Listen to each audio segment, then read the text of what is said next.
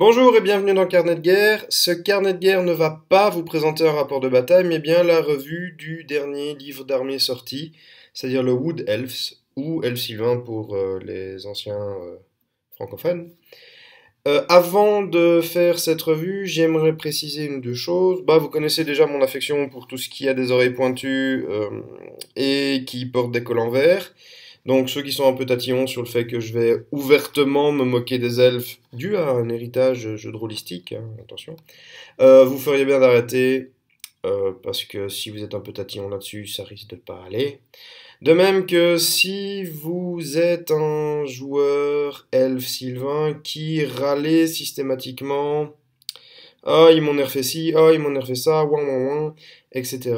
Vous entendez le ton de ma voix, ça aussi, ça va s'en prendre un petit peu plein la gueule, parce que je trouve que c'est pas une attitude à avoir quand on nous propose quelque chose. On peut faire une constatation, mais passer je sais pas combien de pages sur des forums, des groupes de discussion, menacer d'arrêter son armée parce que c'est tout caca, et parce que c'est plus la même chose qu'avant, enfin, vous aurez été prévenu, si vous continuez cette vidéo, c'est à vos risques et périls, je suis tout à fait ouvert à la discussion, si vous avez quelque chose à me dire, à me reprocher ou autre après.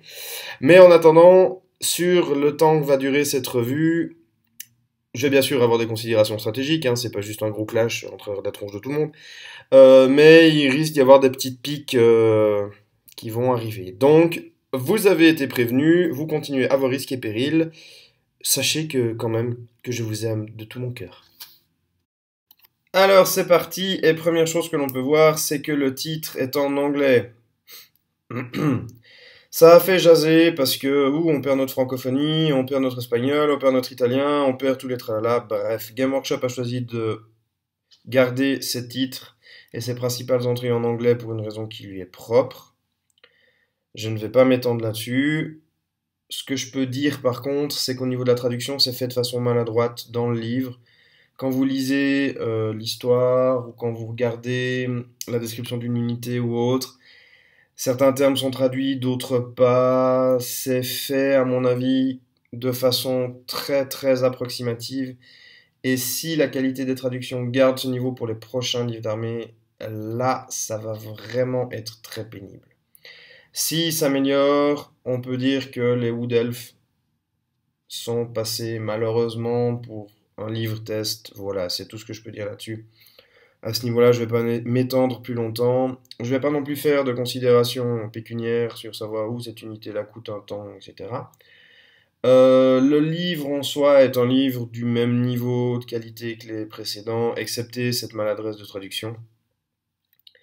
C'est du bon bouquin, il devrait tenir un temps, c'est de la couverture en carton solide, etc., etc., etc. Comment je vais aborder ce livre d'armée? Je vais commencer par les unités de base, les unités spéciales, les rares, ensuite les personnages, après les personnages nommés, et tout à la fin les quelques objets magiques qu'il y aura.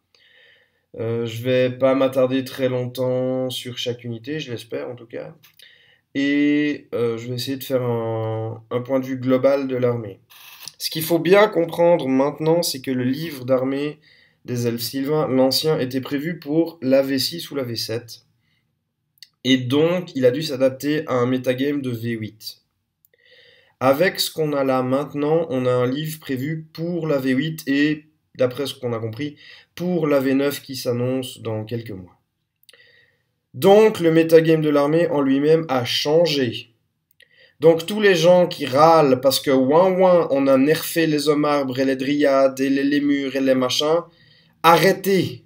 C'est plus du tout la même façon de jouer. On a des nouveaux outils. Il faut changer ça. Et je tiens vraiment à le dire, arrêtez de râler. Surtout avant d'avoir testé. Je dis pas que j'ai testé toutes les unités avant de faire cette revue. Mais on a tellement d'autres choses dans ce livre de bien et de bon, et quand je dis on, c'est parce que je les joue, hein, que en soi, on va changer la façon de jouer. C'est un changement de jeu. N'essayez pas de jouer comme avant. Ça ne sert à rien du tout.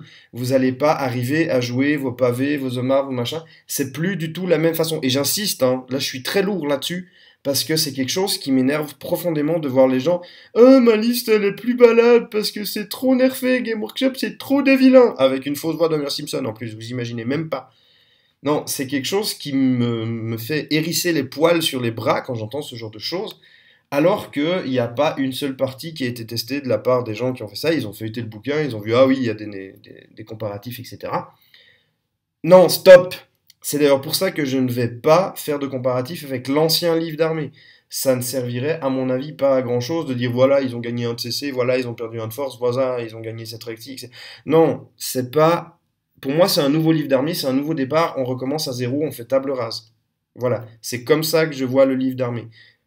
De même que si vous n'approchez, vous ne, pardon, vous n'acceptez pas cette approche de ma part, eh ben, éteignez votre vidéo, hein. Je veux dire, on vous aura prévenu avant, je vous l'avais dit. Voilà, mais c'est un nouveau livre d'armée, donc je recommence à zéro. Voilà, donc je vais passer au-dessus du BG. Il est bien fait, c'est intéressant. Moi, j'aime toujours bien savoir les histoires qu'il y a avec les races auxquelles je joue, etc. Mais ça, je vous laisserai le plaisir de découvrir toutes ces petites choses-là par vous-même, si vous avez acheté le bouquin. Et on passe directement aux règles spéciales des armées. Alors, ce qu'il faut bien comprendre, c'est que déjà, au début de la phase de déploiement, avant même de poser une unité, vous allez poser une forêt de taille d'un bois citadelle, c'est quand même pas mal, sur la table. Vous la placez dans votre moitié de table et vous pouvez choisir une forêt quelconque. Donc, c'est-à-dire que vous avez le choix de toutes les forêts spéciales du livre de règles. Ce qui peut donner des choses relativement intéressantes, notamment avec l'empoisonné, la peur, etc. Vous avez la possibilité d'utiliser cette forêt comme un coin stratégique et pas juste une forêt perdue au milieu de rien. Déjà, juste ça, et vu la taille de la forêt, c'est déjà bien agréable, les bois citadelles sont quand même relativement grands.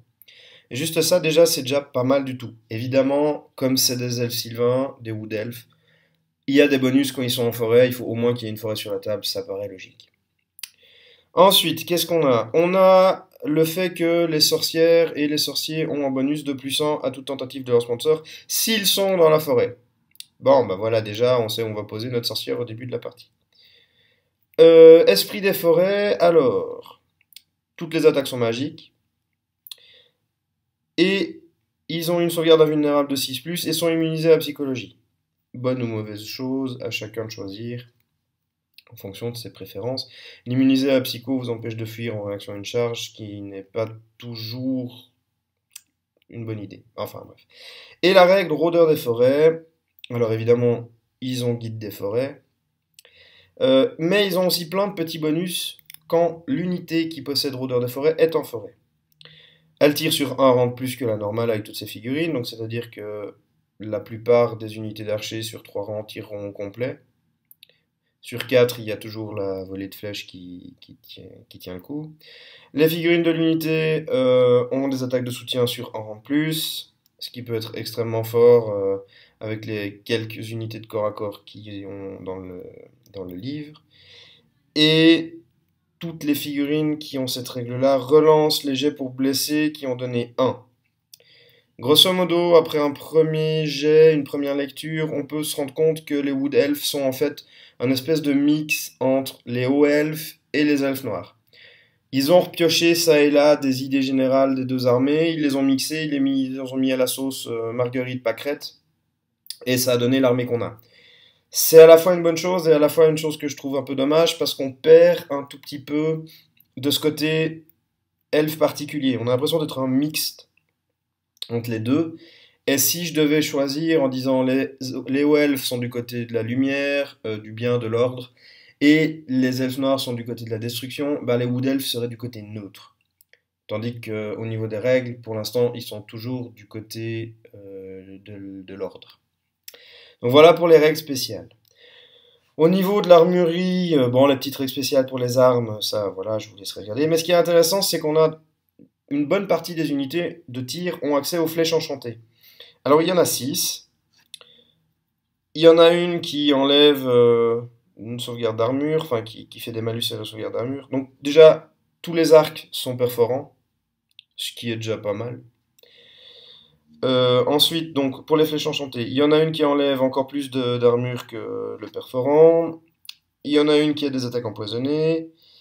Il y en a une qui a tir multiple, une qui subit pas de pénalité pour toucher, quelles que soient les pénalités. Et il y en a deux qui sont spécifiquement conçues justement contre les forces de la destruction ou les forces de l'ordre. Ça aide pour blesser. Mais contre tout le monde, ce sont des attaques enflammées. Donc une grosse polyvalence au niveau des flèches. Et c'est là peut-être un énorme avantage et également un énorme défaut. Parce que l'avantage, c'est qu'on va être hyper polyvalent, on devrait pouvoir, en fonction de l'armée qu'on a en face, ça va être génial, on va pouvoir prendre ce qu'il faut pour dézinguer tout ce qui est en face. Par contre, ça coûte un bras, comme j'en parlerai dans les unités qui seront concernées. Et du coup, aussi en tournoi, comme on ne sait pas si on va rencontrer, je prends principalement celles qui sont contre l'ordre et la destruction, si on ne sait pas quelle armée on va rencontrer, ces deux flèches-là seront quand même, à mon avis, moins utilisées. Quoique l'enflammé reste tout à fait faisable, hein, parce que sur la régénération, on fait passer ça, on fait sauter la régène, et puis ensuite tout le monde s'acharne dessus à grands coups de flèche. Ce qui, à mon sens, n'est pas une mauvaise chose en soi, mais après, voilà, le deuxième effet n'est pas forcément tout le temps utilisé. Et évidemment, comme leurs cousins, tous les elfes ont la règle, frappent toujours en premier. Ce qui est logique, on s'y attendait. C'est parti pour les unités de base, et quand on parle d'unités de base, on parle d'ossature de l'armée. Ça devrait être les unités qu'on voit le plus dans l'armée. Malheureusement, en termes de jeu, c'est les unités spéciales, mais bref. C'est les mecs qui savent faire un peu de tout, mais qui sont pas spécialisés. Et on commence directement par les Gladeguard, qui sont les archers de base de l'armée elfe sylvain. Alors, ils ont accès à quoi? Ils ont un profil d'elfe classique, hein, ça bouge pas, pour un nombre de points relativement classique aussi. Ils ont accès à un état-major complet. Ils ont accès à un étendard magique, ce qui est une bonne chose, si on veut leur donner un tout petit peu de polyvalence ou peut-être rapidité ou quelque chose comme ça. Enfin, c'est pas mauvais, c'est une option, hein, mais j'aime obligé de les prendre. Et ils ont accès aux flèches magiques. Alors, c'est là où ça fait assez mal parce que le bestiau, du coup, bah, il coûte facilement un tiers de plus que quand il n'est pas, quand il est pas équipé de flèches magiques. Ces flèches magiques, en plus d'avoir un effet, bah, comme leur nom l'indique, sont des flèches magiques. Donc les attaques sont magiques. Ça fait du mal sur les éthérés contre vampires. Pour ceux qui ont suivi les vidéos, vous savez que je joue contre vampires souvent. Alors mes éthérés, ils vont pleurer, hein, parce que faut arrêter de déconner. Quand on a un profil d'elfe qui tire sur un éthéré, il y a peu de chances de rater. Quand on a une endurance de... voilà, c'est pas terrible. Donc les unités d'éthérés, elles vont apprendre sérieusement à voler. Après ça, vous vous retrouvez face à une unité qui a, je sais pas moi, une unité de haut elfe avec bannière du dragon monde. Et ben, vous pleurez aussi parce que vous n'avez pas le choix de ne pas utiliser vos flèches. Et la 2 plus 1 vue, ben voilà, il faut saturer, mais ça prend du temps, c'est extrêmement long. Enfin bref, je vous fais pas forcément le portrait du truc. Alors, le problème des Gladeguard que je vois principalement, c'est que quand vous voulez une unité de 10, ben, elle coûte un peu moins de 200 points, en fonction de la flèche que vous prenez, et des améliorations que vous leur mettez au niveau de l'état-major. Mais c'est entre 150 et 200 points l'unité de 10, quoi. Et puis, ben, c'est un profil d'archer, donc si par hasard une unité adverse arrive au corps à corps, vous allez taper en premier, mais il y a de fortes chances que vous arriviez pas à la bousiller et que vous appreniez à voler très vite. Et ça fait vraiment beaucoup de points. Au niveau des unités de Dryade, c'est l'entrée la moins chère en base.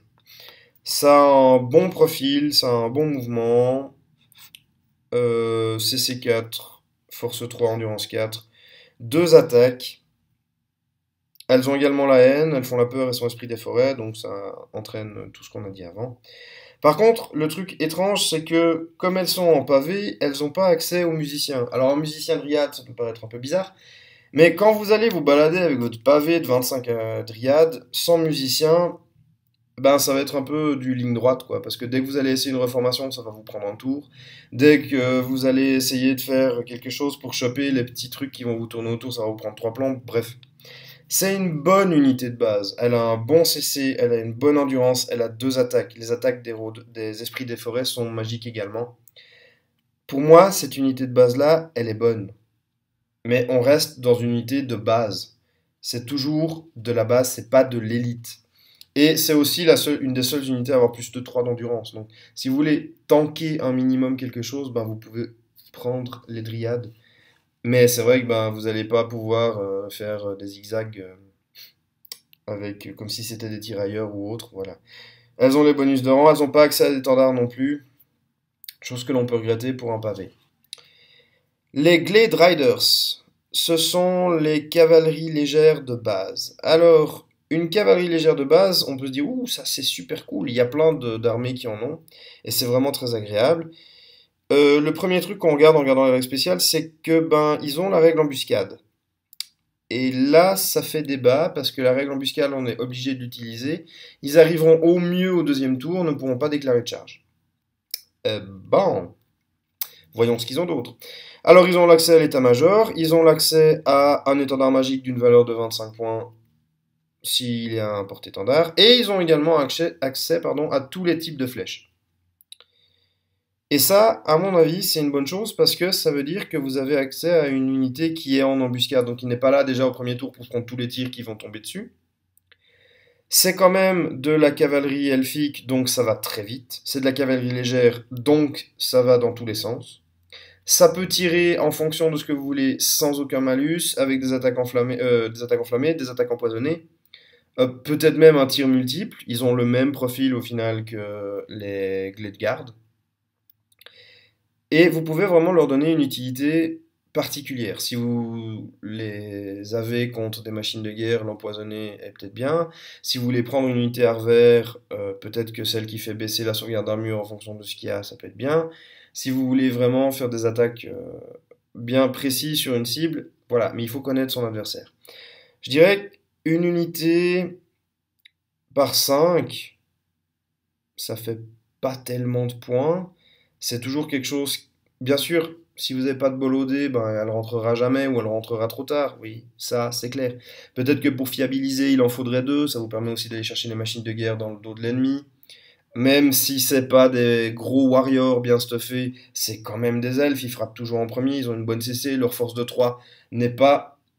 Enfin, à part des nains et peut-être, j'en sais rien moi, un canon du chaos ou des trucs dans le genre, les machines de guerre, la plupart du temps, c'est pas non plus des gros tassons, quoi. Je veux dire, c'est pas.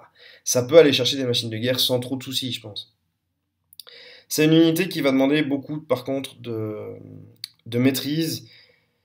Savoir comment les faire entrer, comment les placer, éviter de se prendre des tatanes au premier tour. Donc vous rentrez, vous avez droit à une phase de mouvement, donc ça devrait vous permettre avec votre gros mouvement de vous mettre à l'abri au moins, ou au moins d'avoir un couvert quelconque.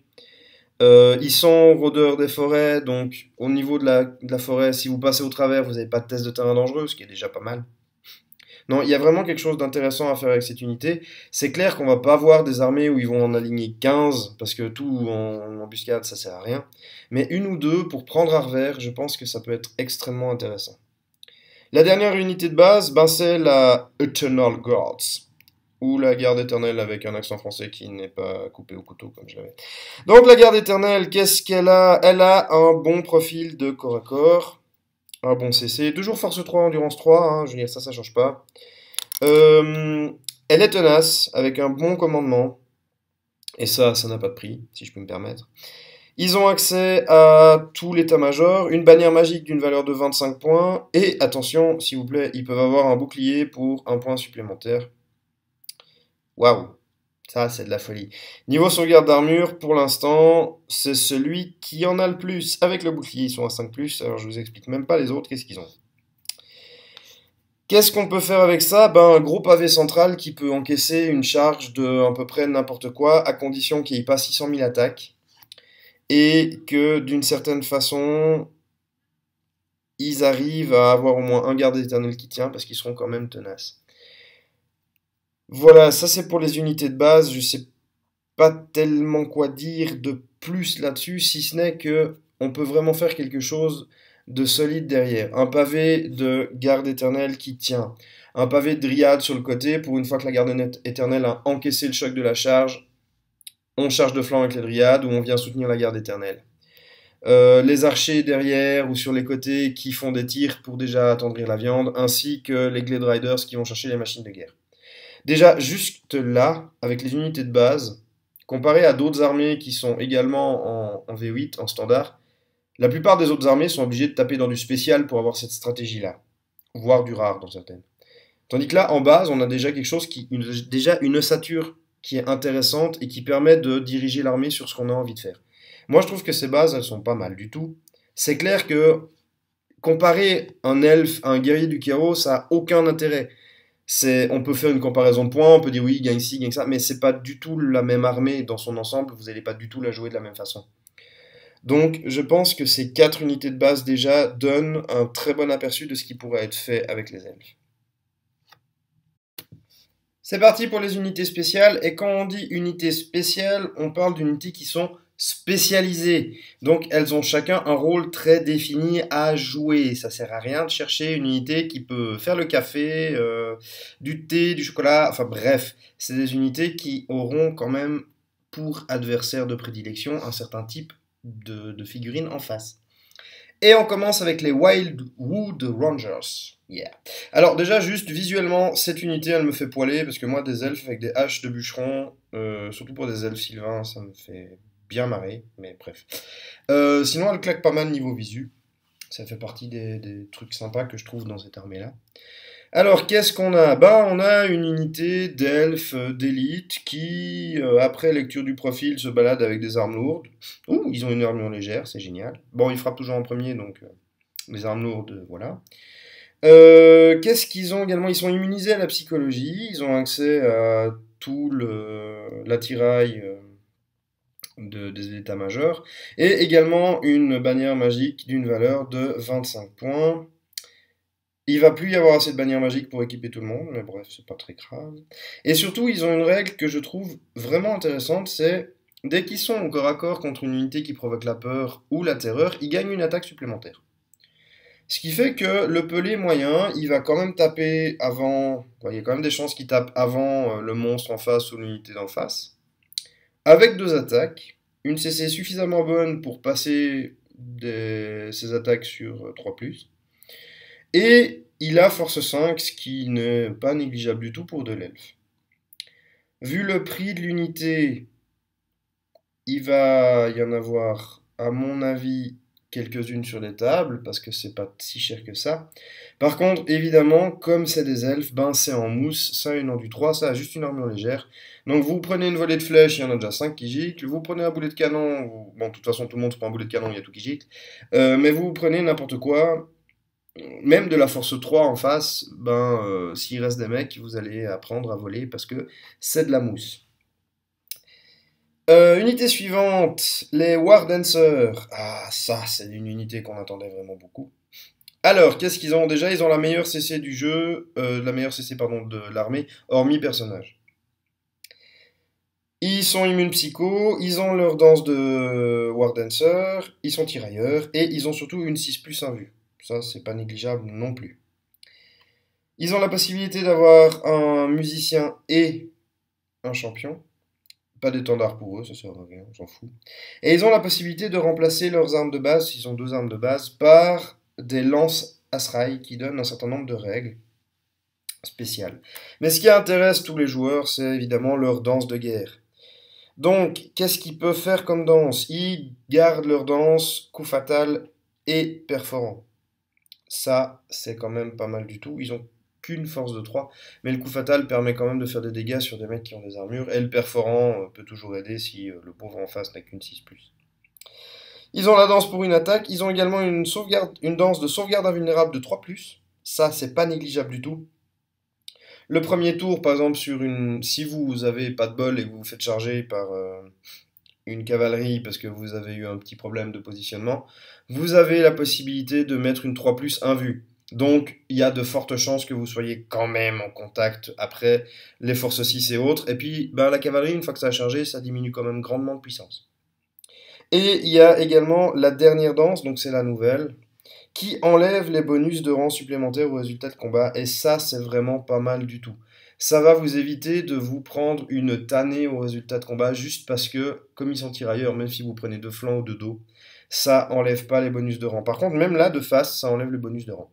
Alors, autant dire qu'il y a 2-3 petits trucs super sympas à faire avec un personnage danseur de guerre à côté, enfin un Shadow Dancer. Donc, on en discutera à ce moment-là. Mais c'est, à mon avis, une unité qui va très bien. Comme soutien par 5 ou 6, ça peut être vraiment pas mal. Si vous voulez du plus gros, ben, il y a toujours moyen de prendre des unités plus grosses. Mais je pense que le maximum étant 8. Parce qu'au-delà, ça va pas, ça fait pas le café tout seul, donc ça sert à rien d'en avoir 50. Ils sont tirailleurs, donc ils vont résister un peu mieux aux tirs adverses. Enfin, ils toucheront moins bien, les adversaires vous toucheront moins bien. Non, il y a vraiment quelque chose à faire là-dessus qui peut être quand même utile, pas en unité frontale, mais en unité de soutien. On passe au trikin.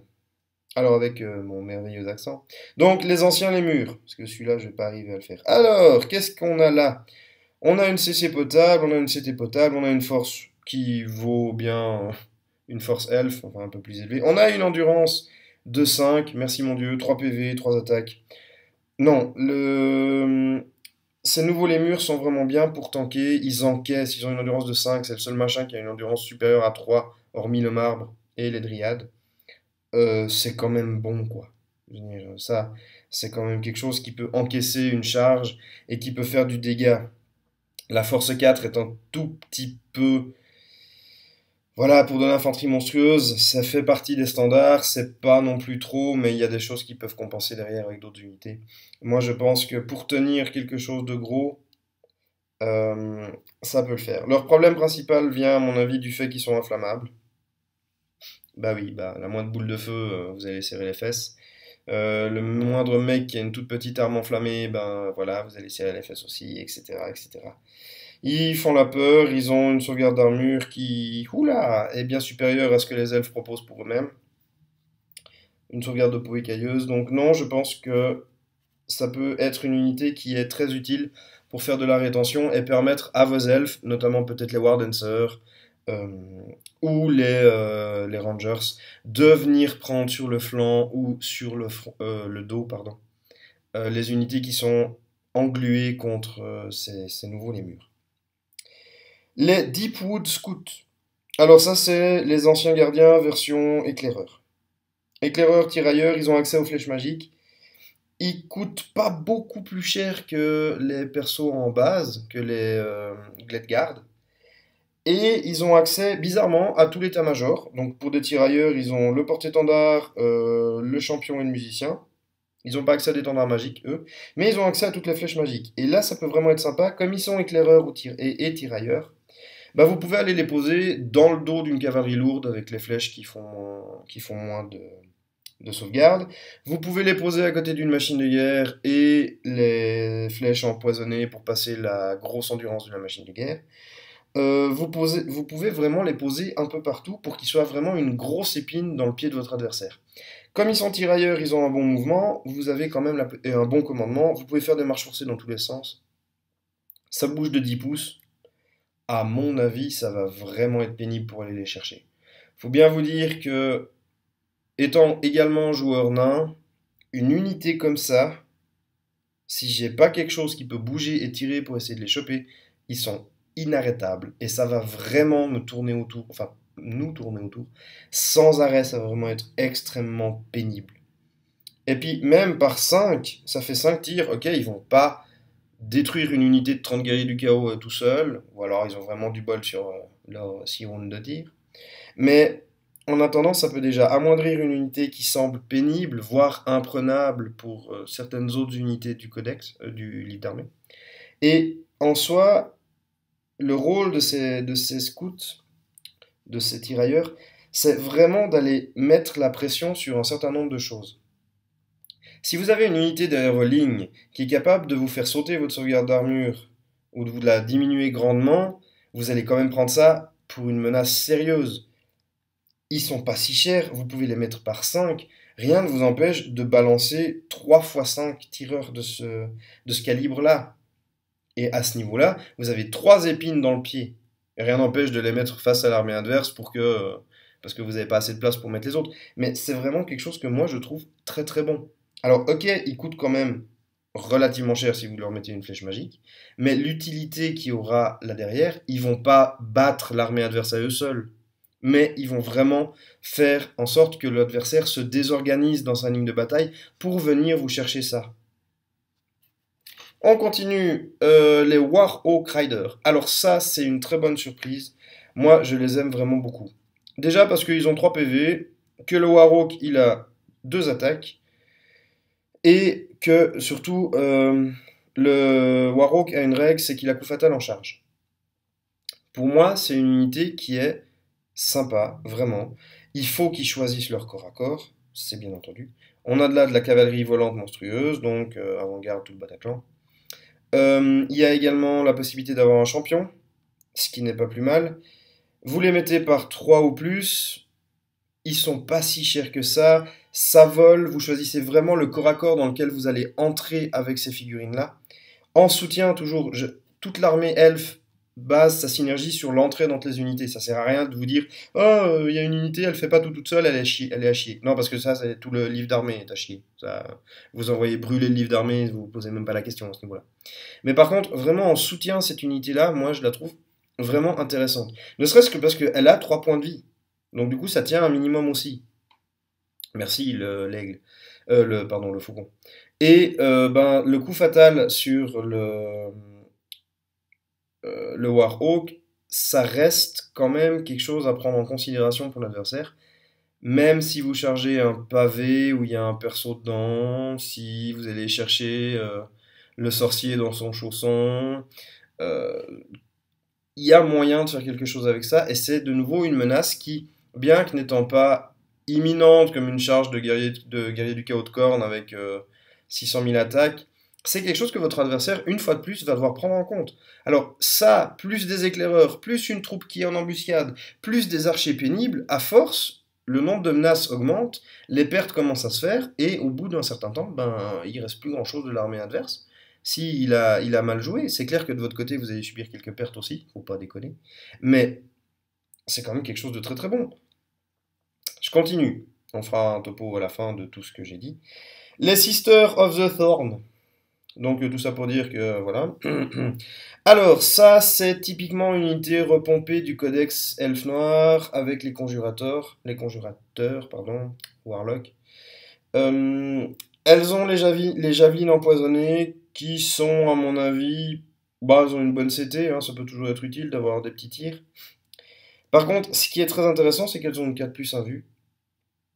Elles sont cavalerie légère avec leur monture qui leur donne quand même 9 de mouvement, donc ça peut aller un peu partout. Elles ont accès à tout l'état-major complet, ainsi qu'à un étendard magique de 50 points. Et là, ça peut vraiment donner des choses pas mal du tout. Et le plus sympa, c'est que comme les conjurateurs, elles ont accès à 2 sorts de base. 2 sorts qui sont le bouclier de ronce, qui est un sort au corps à corps relativement intéressant contre des unités de base ou des unités endurance 3. C'est pas négligeable non plus, de même que si elles se font charger bah, et qu'elles ont le bouclier de ronce, ben, ça fait quand même relativement mal. Hein, de D6 touche force 3, c'est pas négligeable non plus. Et surtout, elles ont la malédiction d'Anraïr, et ça, c'est très très bon. La malédiction d'Anraïr, c'est très très fort pour empêcher l'adversaire d'avancer. Non mais sur une cavalerie lourde, juste ça, ça passe tellement bien. Je pense à une cavalerie impériale, une cavalerie haut elfe, une cavalerie bretonnienne, ça c'est encore c'est du bonheur ça. Même une cavalerie ogre, une cavalerie du chaos aussi. Vous faites un jet de terrain dangereux sur un et 2, ils sont considérés comme perdus. C'est très très bon. Et si vous avez 2 unités qui ne coûtent pas si cher que ça, avec leur 4+, ça tient quand même un minimum. Même s'il en reste qu'une seule, ça balance des sorts, c'est un sorcier niveau 2. Non, c'est très très bon. C'est une unité qui est vraiment, à mon avis, excellente et qu'on va voir dans toutes les listes d'armées. Ça va être quelque chose de très très utilisé. Pour empêcher les mouvements, vous avez 2 malédictions d'Anraïr par tour, voire 3. Si vous avez un mage de la bête qui l'a aussi, mais vous imaginez si vous passez les 3, c'est-à-dire qu'il y a 3 unités en face qui, si elles bougent, doivent faire des tests avec chaque figurine, et sur 1 et 2, il y a un PV qui saute. Ça va être vraiment une hécatombe à ce niveau-là. C'est vraiment quelque chose de très très fort. Et juste cette unité-là me dit que l'armée des Wood Elf va se jouer vraiment sur du harcèlement jusqu'au tour 4 et au tour 4, ouais, et encore 4, c'est pas sûr, mais 5, 6, où là les corps à corps vont vraiment s'engager pour finir les unités. Et juste ça, cette unité de Sister, elle est vraiment, vraiment, vraiment, et j'insiste, elle est vraiment, à mon avis, excellente. Il n'y a aucun autre truc là-dessus. Même les conjurateurs à côté sont plus offensifs au corps à corps, mais au niveau du choix des sorts, cette unité-là, elle va vraiment être mais incontournable. Et on passe à la dernière unité spéciale, les Wild Riders, euh, qui sont sur coursier de Kurnous. Donc cette unité-là, ben, c'est un peu le pendant des Sisters, mais c'est la version corps à corps. Donc ce qu'il faut déjà regarder, ils ont accès à tout l'état-major complet, une bannière de 50 points également. Ils ont accès à des boucliers, mais pour un coût que je trouve un petit peu élevé quand même. Bon, c'est toujours de la cavalerie légère. Ils provoquent la peur. Ils sont frénétiques, chose bizarre. Et ils ont une 6+ en vue. Ce qui se passe, c'est que quand cette unité-là va charger, si vous arrivez à réfréner ses penchants frénétiques, vous allez, grâce à la règle charge dévastatrice, avoir 3 attaques par pelée et 2 attaques pour le coursier. Parce que, jusqu'à preuve du contraire, la frénésie s'applique également au coursier de Kurnous, suite peut-être à une erreur d'impression ou à un manque des traducteurs de Game Workshop, etc. Mais bref, vous allez avoir 5 attaques avec un CC excellent, qui frappe toujours en premier, donc relancez les jets pour toucher raté si l'initiative est plus haute, ce qui ne devrait pas être trop compliqué. Et surtout, vous aurez une force de... Il y a déjà une base de force de 4, vous aurez une force de 5 avec la lance en charge. De même que le coursier de Kurnous a, lui, une force de 4. Mais en attendant, vous avez 5 attaques par pelée. Ce qui fait quand même, à mon avis, suffisamment la pression sur l'adversaire pour qu'il se dise, je vais peut-être éviter de me prendre une charge de cette unité-là. Que ce soit de front, de face, etc. Ouais, ça risque de piquer quand même pas mal. Mais une fois de plus, elle est en mousse. Je veux dire, sa sauvegarde d'armure est pitoyable. Bon, avec les boucliers, ça reste la meilleure sauvegarde d'armure elfe du jeu. Du livre d'armée. Mais sinon, voilà, c'est de l'enduit 3. Dès qu'il y a une force un peu élevée, ça va blesser super facilement. Et puis ils vont apprendre à voler. Donc, tout ça, c'est des unités où il va falloir vraiment, vraiment choisir son corps à corps et le moment où l'envoyer. Le problème étant la frénésie qui, à mon avis, reste extrêmement pénalisante dans le cas où on le rate. Donc pourquoi pas mettre un noble avec grande bannière dessus dans l'unité pour également fiabiliser la frénésie. Au niveau des unités spéciales, moi je les trouve vraiment excellentes. Elles sont vraiment très très bonnes. Tout dans les unités spéciales me donne à penser que, comme je l'ai dit pour les sœurs, l'armée va se baser sur du harcèlement vraiment important, plein d'épines dans le pied de l'adversaire, ça va être une espèce de contrôle des phases de l'adversaire. Juste en passant les sorts de malédiction d'Anraïr des sœurs, on peut déjà contrôler le mouvement de l'adversaire. En mettant des scouts, on peut déjà contrôler qu'est-ce que l'adversaire va devoir faire pour venir nous chercher nos unités. Est-ce qu'il va laisser ses petits scouts de côté? Est-ce qu'il va essayer de les choper? Est-ce qu'il va avoir la possibilité de le faire? Les War Dancers vont apporter leur soutien en combat, ne serait-ce que pour enlever les rangs, ou une 3+ invue. En tant que semir-directeur, je veux dire, l'unité adverse la charge, la 3+ invue est passée, il n'y aura pas tellement de pertes de leur côté avec une 3+ invue, à moins que vous jouiez vraiment de malchance, mais ça c'est un autre sujet. Et au tour d'après, vous pouvez charger de flanc ou même de face avec une unité comme les Wildwood ou même les Kurnous. Je veux dire, si vous chargez avec tout ça, l'unité en face, ben ok, vous allez me dire, elle n'est pas toute seule. Mais l'unité en face, il faut choisir le truc et ça peut vraiment, vraiment être quelque chose de gros. Je vois pas tellement d'unités qui peuvent rivaliser s'il y a des charges combinées avec ce genre de choses-là. C'est clair que si vous avez du chevalier du chaos avec un plus de sauvegarde d'armure, ben leur force 3, on est d'accord. Mais encore, il y a d'autres moyens d'affaiblir cette unité-là avant. Et justement, on va passer aux unités rares qui sont encore une épine dans le pied des adversaires et qui vont encore donner plus de possibilités à cette armée pour le harcèlement et même là pour la force d'impact. Unité rare, et qui dit unité rare dit unité quand même bien bien balèze. Et on commence avec les Way Watchers. Alors les Way Watchers, c'est pas une unité qui va vous faire perdre du poids à vous, mais ça va faire tellement suer votre adversaire qu'il va fondre comme neige au soleil. Cette unité-là est mon unité préférée de tout le codex, de tout le livre d'armée. Tout simplement parce que je trouve que cette unité est absolument ultime. Ultime pourquoi? Parce que déjà c'est des éclaireurs et des tirailleurs, donc tout comme les scouts, ça va être une épine dans le pied de votre adversaire, il va vous tourner autour, ça va être, cette unité va tourner autour de votre adversaire. Ça va être extrêmement pénible à aller chercher s'il n'a pas des tirs mobiles, etc. Ensuite, ils ont déjà 2 armes de base, donc ça veut dire que même s'ils sont pris au corps à corps, ils tapent en premier avec 2 attaques. C'est toujours de la force 3, on est d'accord. Ça va pas révolutionner le truc. Mais les unités qui peuvent les prendre au corps à corps seront pas des pavés lourds, parce que pas assez de mobilité. Ce sera de la cavalerie légère, des autres tirailleurs, etc. Donc il y a moyen de faire quelque chose avec une CC qui est elfique, on va dire, une force 3 qui est quand même relativement bonne contre les cavaleries légères adverses, et ce qui pourrait vous prendre au corps à corps relativement, enfin, moins difficilement que le reste, on va dire. Ils ont également accès à un champion qui a une meilleure capacité de tir, mais surtout c'est au niveau du tir qu'ils sont vraiment très bons. Ils ont la capacité de faire un tir multiple 2, ou de faire un seul tir qui enlève les sauvegardes d'armure. Ce machin-là, ça coûte un bras, mais vous en posez 20 à côté de la cavalerie lourde de votre adversaire, et puis il n'y a plus rien au tour 1. Ok, ça coûte vraiment un bras, on s'entend bien. Mais c'est une unité qui est extrêmement puissante contre de la cavalerie lourde, contre des nains, contre des guerriers du chaos, contre tout ce qui a un peu de blindage, contre tout ce qui va vous enquiquiner en fait au niveau de la sauvegarde d'armure. Ça, c'est la réponse à tous vos problèmes. Alors oui, on ne peut pas en avoir partout, on ne peut pas faire une armée que de ça, on s'entend bien. La taille d'unité minimale c'est 5+, rien ne vous empêche d'en avoir 2, comme c'est des unités rares, c'est normalement limité à 2. Mais rien ne vous empêche d'en avoir 2 pour aller en plus les poser là où il faut vraiment. C'est vraiment une unité qui va être pénible pour votre adversaire. Moi, je suis déjà rien que de penser à en jouant en KO ou en jouant en nain avec mes sauvegardes d'armure ou des trucs dans le genre. Ça va faire 5 touches par 4 à 5 touches par tour si vous en avez 5 avec une très bonne CT.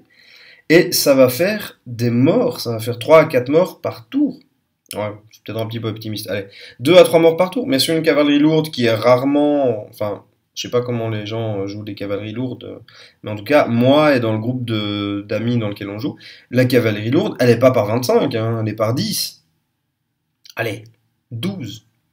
Donc si vous faites 3 à 4 morts par tour, ça va égrener tellement vite que... Le type en face, il va être là, bon bah ma cavalerie, elle a seulement perdu.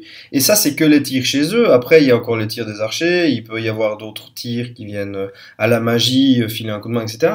Mais c'est vraiment quelque chose de très très bon, cette unité-là. Et puis alors, il va falloir aller la chercher, hein, parce que avec son mouvement tirailleur et tout le Bataclan, bah ils vont gambader dans la forêt comme des petits fous, et puis voilà, il va falloir aller chercher ça au corps à corps, ou au tir. Mais une fois de plus, au tir, s'ils sont tirailleurs, que vous avez la possibilité de les mettre dans une forêt, ben ça va être relativement pénible à aller chercher. On continue dans les rares. Le Great Eagle. Alors, notre redirecteur préféré, qui est en rare évidemment, parce qu'il faut pas déconner, ce serait dommage de l'avoir autrement. Que dire de lui? Une bonne CC, une bonne force, une bonne endu, 3 PV, 2 attaques. Bref, il sert à rediriger, il n'y a pas grand chose à dire d'autre dessus. Je vois difficilement une autre utilité, à moins d'apporter le petit plus 1 d'une charge, ou une charge de flanc, ou je sais pas quoi. Euh, cette unité rare-là va servir la plupart du temps à diriger les gros pavés qui y a en face. Ça, je me fais pas tellement de surprise là-dessus. Et la dernière unité rare, mais pas des moindres, celle qu'on attendait tous, le Three Man, ou le marbre. Alors, qu'est-ce qu'il a, notre ami au marbre? Ben, il a une bonne CC et il a une bonne CT, et ça va être important, la CT. Il a une force tout à fait respectable, il a une bonne endurance, 5 PV, une initiative de 2, bon bah ça voilà, 5 attaques, il est tenace avec un bon commandement, il fait la terreur, ce qui peut toujours être bien, il a esprit des forêts, donc avec sa peau écailleuse, il a une bonne sauvegarde d'armure ainsi qu'une 6+ invue. Et il peut avoir comme option les racines étrangleuses. Alors dans cette version, les racines étrangleuses, c'est 1 DC plus 1 tir, donc il faut qu'il utilise sa capacité de tir à 12 pouces. Ce qui n'est pas négligeable quand même. Ok, ça fait pas de lui une batterie de tir en embuscade ou un truc dans le genre, mais c'est loin d'être mauvais quand même. Et surtout, c'est du tir de force 5. Donc, faut quand même un petit peu mesurer ça. Ça peut être très très très utile. Il est capable de tanker relativement bien parce qu'avec son tenace, ses 6 PV, pardon, ses 5 PV et son endurance de 6, ben il est loin d'être mauvais dans son rôle là. Il a son piétinement furieux qui est quand même à force 5. Il a 5 attaques, il a vraiment une bonne CC. Euh, Moi je pense qu'il est tout à fait envisageable de le combiner avec une unité de Trikin, ou tout, même tout seul. Il encaisse le premier tour. Et puis après, il y a du renfort qui viennent chercher l'unité qui est contre lui parce que tout seul, il va pouvoir faire des pertes, mais ça risque d'être très long s'il doit s'envoyer toute l'unité tout seul. Il a une attaque spéciale également qui s'appelle Abattage. Elle peut échanger toutes ses attaques contre une seule attaque, mais c'est sur l'initiative de la victime. Grosso modo, ce qui se passe, c'est qu'il donne un gros coup de poing. La victime doit faire un test d'initiative. Si elle le rate, elle subit un D6 blessure sans sauvegarde d'armure. Et ça, c'est aussi très bon. Parce que ça veut dire que, contrairement à avant, où son... Là, je fais une comparaison à ce qu'il y avait avant, oui, je suis désolé. Contrairement à ce qu'il y avait avant, oui, son rôle était plus ou moins limité à se faire de l'infanterie, même si il avait d'autres choses de très bien. Ben, là, il peut techniquement aller se faire, je sais pas moi, un gros monstre avec une grosse endue, un sphinx par exemple, dans du 8. Le sphinx a une initiative de 1, vous lui passez l'abattage sur la tronche, premier tour il va perdre un des 6 PV, parce que sur 1 bah, vous avez une chance sur 6 de réussir, voilà. Mais par contre, vous pouvez le one-shotter aussi, le machin, il n'y a pas de souci. Vous prenez, je sais pas moi, un autre monstre quelconque, un Terrorgeist, bêtement aussi, je sais pas, ou un char, une machine mortis ou quelque chose dans ce goût-là, il perd un des 6 PV s'il rate un jeu d'initiative. C'est pas négligeable. Les monstres avec une grosse initiative, ils courent pas forcément les rues. Alors c'est clair que si vous le mettez contre un dragon stellaire, vous avez l'air bête, mais bon, faut pas déconner non plus. Mon avis, le Three-Man, il va être un chasseur de monstres également comme un chasseur d'infanterie. Bon, son gros problème, c'est qu'il reste inflammable. Donc, comme les Trikin, dès qu'il y a une boule de feu qui va passer ou une attaque enflammée, ben, il va suer, il va falloir serrer les fesses. Et puis, voilà. Pour un coup en point qui est, à mon avis, un coup classique de monstre en V8, je pense qu'il reste extrêmement bien dans son style. L'abattage est également utilisable sur un personnage comme un seigneur, un héros, etc. Même si eux ont la plupart du temps des initiatives qui sont extrêmement correctes. Rien n'empêche une fois de passer, j'en sais rien moi, l'abattage sur, vous tentez le tout pour le tout, sur, comment il s'appelle? Sur un capitaine de, de cavalerie impériale, sur un personnage bretonien, sur même sur un perso ogre. Ils ont quoi? Ils ont 2-3 initiatives. Vous passez ça, un des 6 points de vie en moins sans sauvegarde d'armure. Bah, le perso ogre, il a déjà mal. Hein. Ça va faire le taf quand même. Et donc ça, on en vient à la fin des unités rares. Je pense que toutes les unités doivent agir en synergie ensemble. Il n'y a pas moyen de faire autrement. Comme dit avant, il n'y a pas d'unité ultime, il n'y a pas de truc qui fait archi le café, etc. Tout le monde va avoir besoin de tout le monde pour faire ça. L'armée, pardon, Elf Sylvain, comme je la vois, c'est du tir pour affaiblir. Au tour 3, si vous êtes pris dans un corps à corps, essayez de... Enfin, voilà, c'est dommage. Mais je pense que les vrais corps à corps, vous déciderez d'aller chercher l'unité en face pour faire les points. Ce sera au tour 4 éventuellement, mais plus facilement le tour 5 et 6, une fois qu'ils seront bien affaiblis. Vous allez faire du harcèlement, la cavalerie légère va faire des fuites et des retours. Ils ont un bon commandement, vous ne devriez pas avoir de problème à faire des allers-retours. Il va falloir vraiment disperser les lignes adverses. Il y a assez de menaces faisables pour faire ce genre de choses. On va passer aux héros et aux seigneurs, où ça va encore donner du soutien en plus. Le gros défaut de cette armée, il faut pas se mentir, c'est une endurance en mousse. La plupart des unités ont 3, excepté les esprits des bois qui ont un peu plus. ou ceux qui sont montés sur des Warhawks ou des aigles. Et là, ben, évidemment, ça va voler au tir comme au corps à corps. Il faudra jouer avec les décors, les positionnements, il faudra vraiment faire extrêmement attention à ce niveau-là. Et puis bah, la sauvegarde d'armure qui est quasiment inexistante pour la plupart des armées. Et c'est là où on va passer aux personnages qui vont essayer de combler cette lacune, en tout cas en sauvegarde, en tout cas pour les magiciennes à ce niveau-là aussi. Elles vont être très très importantes dans l'armée à mon avis pour essayer de trouver au moins une parade à cette armure extrêmement faible. Concernant les seigneurs et les héros, je vais pas les aborder de façon classique, d'abord les seigneurs puis les héros, je vais plutôt les aborder par type. Donc on commence tout de suite par ce qui à mon avis va être une des choses les plus importantes de l'armée, les magiciens. Donc dans les magiciens purs, si on peut dire, il y a les Spellweavers et les Spellsingers. Les Spellweavers étant les sorciers niveau 3-4 et les Spellsingers étant les sorciers niveau 1-2. Le Spellweaver est le sorcier qui possède le plus de domaines de magie à sa disposition. C'est-à-dire qu'il les possède tous, les 8 domaines de magie du livre de règles, ainsi que la haute magie et la magie noire. Donc autant dire que avec un sorcier pareil, vous pouvez faire à peu près n'importe quoi. Vous pouvez vraiment axer votre armée, en tout cas au niveau de la magie, sur ce que vous avez besoin de renforcer. La haute magie permet de faire des boosts et quelques blasts.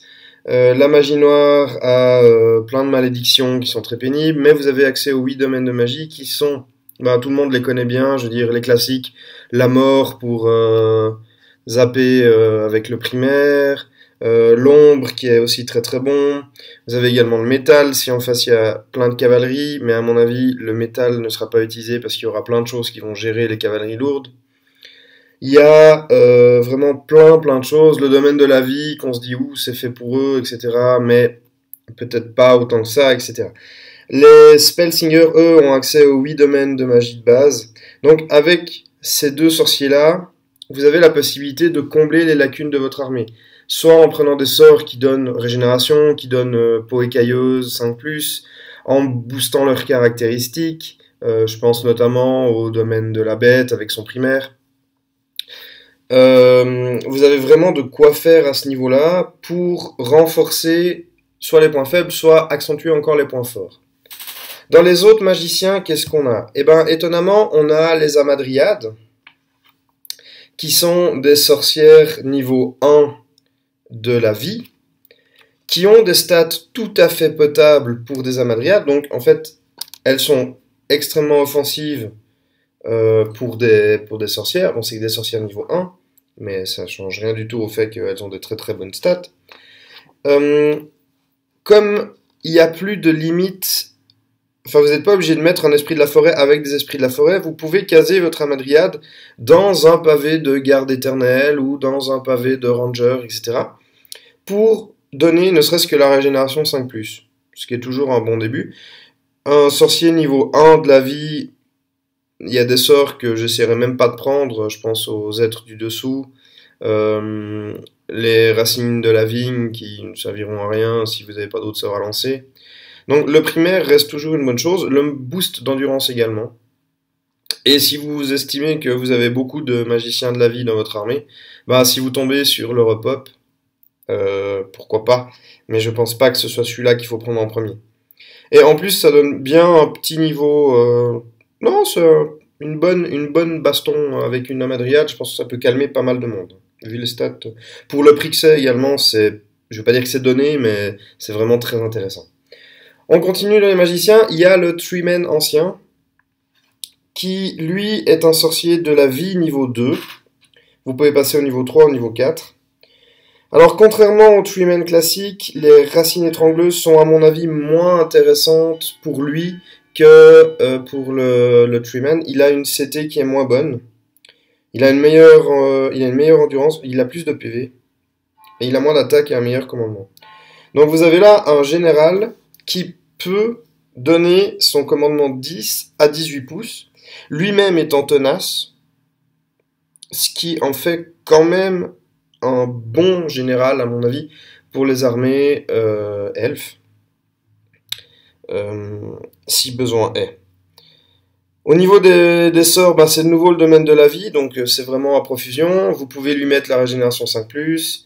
Il va pas pouvoir être dans une unité, donc la régénération était peut-être pas intéressante, mais imaginez que vous passez les racines, enfin le sort qui booste les autres. Suite à ça, vous passez celui qui booste l'endurance. Vous avez un général qui aura 10 d'endu, ce qui est loin d'être mauvais. Donc il y a vraiment de quoi faire au niveau des sorts de la vie.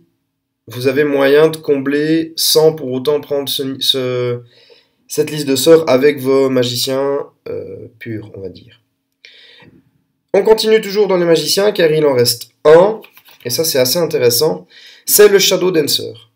Le Shadow Dancer, pour, à mon avis, un coût extrêmement élevé, peut être sorcier niveau 1 du domaine de l'ombre. Alors, le domaine de l'ombre est un domaine qui est très très bon, ça tout le monde se l'accorde.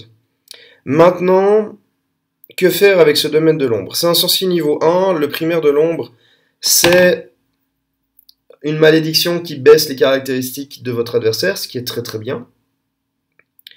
Ensuite, dans le domaine de l'ombre, il y a des sorts qui sont plus ou moins difficiles à lancer, surtout pour un niveau 1. Moi, je pense que prendre le primaire et bénéficier de l'attribut de domaine du domaine qui permet de switcher sa place avec un autre personnage, ça vous permet entre autres, par exemple, votre mage s'est retrouvé au corps à corps, il a survécu un tour, vous essayez de sauver votre mage justement avec le Shadow Dancer, avec l'attribut de l'ombre.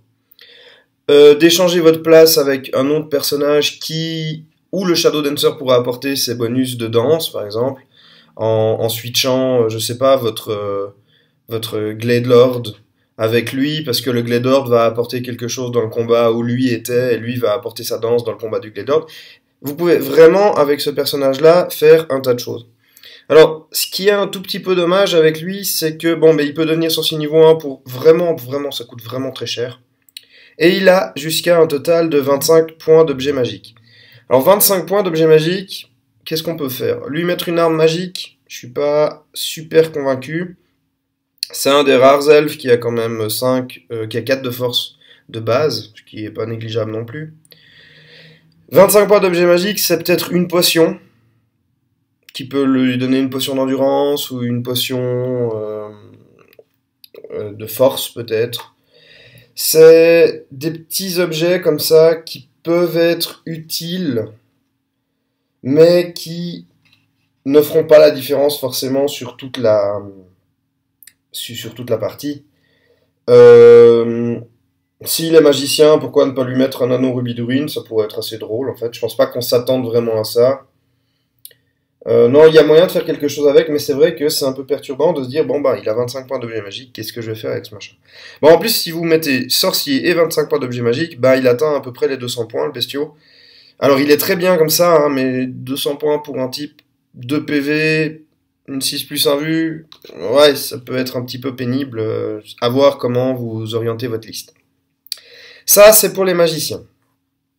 On va passer aux personnages classiques, disons aux gros bourrins. Donc dans les bourrins, il y a le Glade Lord et le Glade Captain. Alors comme tout seigneur et tout capitaine qui se respecte, hein, tout héros qui se respecte, ils peuvent être bardés d'options, d'armes, boucliers, tout le Bataclan, des montures à plus savoir qu'en faire. Notez que vous avez accès avec le Glade Lord au Great Eagle, qui, à mon avis, en fera un personnage vraiment, vraiment pénible pour votre adversaire à aller chercher. Pensez aux petits personnages vraiment pénibles comme un perso gobelin sur loup, ou bien un perso sur Terradon, un petit skin sur Terradon. Ça peut vraiment être pénible pour votre adversaire d'aller chercher un personnage pareil. Bien équipé en objet magique, il peut aussi faire la différence. Donner un petit support en corps à corps, ou aller chercher des machines de guerre ou d'autres choses dans ce goût-là. Mais c'est vrai que pour un seigneur, ça revient vite cher. Vous avez également accès au Great Stag. Alors, le problème du Great Stag, c'est qu'à mon avis, il peut pas se cacher. Donc, tout ce qui va pouvoir le prendre comme cible va le faire, parce qu'il n'y a pas de raison de pas gagner de points. Je suis pas convaincu par le grand cerf. Vous avez également le Dragon des forêts. Bon, ça c'est un choix, hein. Et puis si vous avez assez de points, pourquoi pas. Mais je préférerais le voir, à mon avis, sur un Great Eagle ou sur un coursier elfique pour se mettre dans une unité, mettons, de Cournous par exemple. Avec le coursier elfique, ça permet d'avoir encore plus d'impact. Je pense que ça peut être très très bon. Il a également accès à toutes les flèches enchantées. Il faut bien se dire quelque chose, c'est que si vous lui mettez l'arc de Lorraine, bah vous pouvez pas tirer de flèche enchantée, donc c'est un choix à faire. Soit vous lui mettez l'arc, soit vous lui mettez une flèche. Voilà, ça c'est un petit peu dommage, mais ça évite les combos trop dégueux. Pour ce qui est du Captain, c'est le même topo, excepté qu'il peut pas monter sur un dragon. Il a accès à toutes les armes, toutes les armures, tous les boucliers, machin, comme le Glade Lord. Mais par contre, ces deux personnages-là ont une règle extrêmement intéressante. Si à la fin du déploiement, le général adverse se trouve à 36 pouces ou moins de vous, vous avez le droit de faire une attaque gratuite qui touche automatiquement de force 3, sans sauvegarde d'armure. Ça veut dire que le seigneur en face, il a une chance sur 3, on va dire, de se retrouver avec un PV de moins avant même le commencement de la bataille. Et ça a l'air de rien comme ça, mais quand vous devez affronter un seigneur qui a plus que 2 PV à la place de 3, ça fait tout de suite la différence. Je parle des seigneurs normaux, hein. Si on prend un seigneur ogre, ben, il a plus de PV, mais bon, bref. Mais ça fait tout de suite la différence dans ce que vous pouvez avoir, surtout s'il est archi blindé ou autre, parce que vous vous en tapez complètement de tout son attirail, ses objets magiques, etc. Enfin, excepté les sauvegardes à vue. Mais en attendant, moi je trouve que c'est quelque chose, c'est pas ultra fort, mais c'est quand même un petit plus qui est non négligeable. Et je pense qu'avoir un Glade Captain sur Grand Aigle, avec pourquoi pas Grande Bannière, ou je ne sais pas quoi, ou alors sur Coursier Elfique, juste pour se mettre bien en face du mec et lui balancer une touche de force 3 sans sauvegarde d'armure, moi je prends, hein. Je veux dire, vu le prix des gars, moi ça me dérange absolument pas de prendre ça. C'est vraiment le petit plus vraiment très très intéressant. On continue au niveau des persos et il en reste un. C'est le Waystalker, c'est-à-dire c'est le personnage Waywatcher. Donc lui, qu'est-ce qu'il a de plus? Il coûte pas si cher que ça. Il est éclaireur, il peut se poser un peu où il veut, bah c'est classique, hein, il a 2 armes de base, etc. Par contre, il a quelque chose qui, à mon avis, va être très utilisé, c'est le tir précis. Tir précis, ça veut dire que, comme c'est un personnage Waywatcher, il peut choisir son type de flèche, enfin son type de tir, donc soit tir multiple 2, soit un tir qui enlève toutes les sauvegardes d'armure. Et du coup, avec le tir précis et sa bonne CT, ben, il peut aller sniper un magicien dans une unité, dans son chausson. Il peut aller sniper un perso dans son chausson de cavalerie ou truc dans le genre. Alors, tout seul, évidemment, il lui faudra plus d'un tour pour le faire, à moins qu'il arrive à sniper un magicien qui n'a pas de sauvegarde d'armure. Mais par exemple, vous prenez un paladin bretonien, il a une 2+, il a 2 PV, vous allez sans doute pas lui faire le tir multiple 2 parce qu'il va sauvegarder à la sauvegarde, donc ça vaut pas la peine. Donc peut-être les jouer par 2 en combinaison, ça peut être intéressant. Et puis à ce moment-là, bah, vous arrivez vraiment à sniper les persos. Vous avez une grande bannière pénible face à vous, bah vous la snipez. Vous avez un personnage un peu casse-pied, vous le snipez. Vous pouvez vraiment choisir où vous allez donner, où vous allez tirer vraiment. C'est vraiment l'archétype, le vrai archétype du sniper qui peut être utile. Il peut recevoir un total de 25 points d'objets magiques. Alors là, même chose que pour le Shadow Dancer, qu'est-ce qu'on lui met? Une potion de force, une potion d'endurance. Ouais, c'est la grande question, c'est savoir que lui mettre. Peut-être même un anneau rubis de ruine, tiens, pourquoi pas aussi. Ça peut être assez intéressant. C'est à voir de ce que vous voulez en faire de ce personnage-là. Voilà ce qui est pour les personnages non nommés, et on va passer aux personnages nommés. À tout seigneur, tout honneur, on va commencer par le roi des forêts, c'est-à-dire Orion. Alors, Orion, ben déjà il coûte une blinde, bon ça étonnera personne. Ensuite, niveau stats, ouais, ben ça vaut la blinde. Juste ça, c'est déjà pas mal. 6 de force, 5 d'enduit, 5 PV, 5 attaques, 8 de CC, 8 de suite, bref.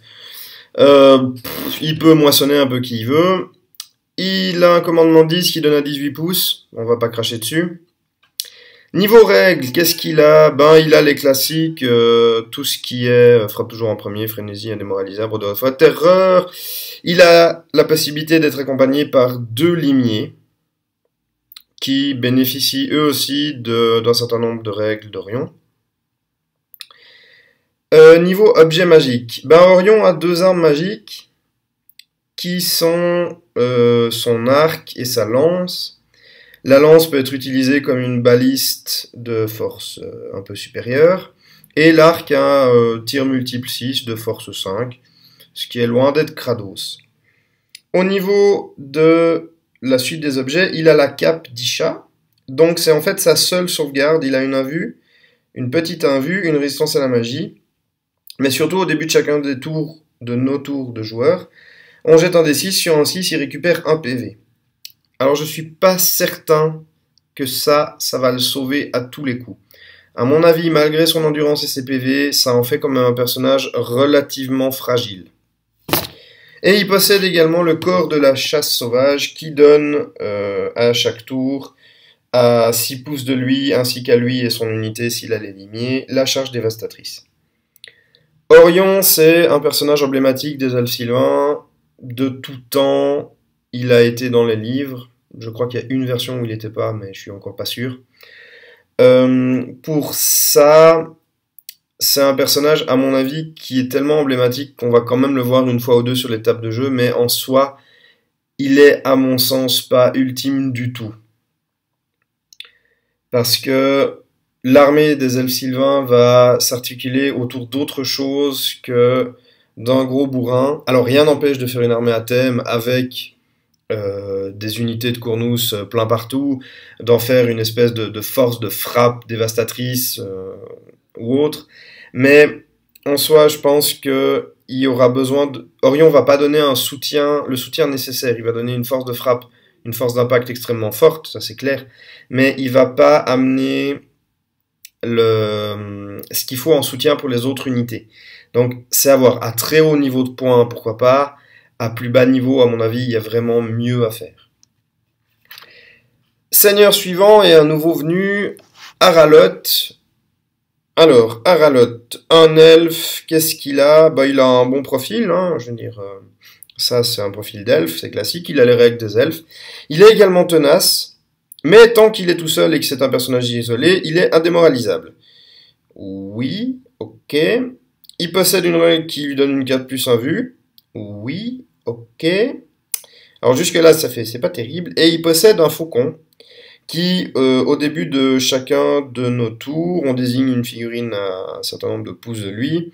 Cette figurine subit une touche de force 4, et si pour blesser on fait 6, cette figurine subit un malus de capacité de tir et d'initiative jusqu'à la fin de la partie. Alors, ce personnage-là, qu'est-ce qu'on peut en faire? Son indémoralisable, s'il est tout seul, à mon avis, ça va pas servir à grand-chose. Ou alors, c'est le dernier survivant de l'unité dans laquelle il était, ça, pourquoi pas.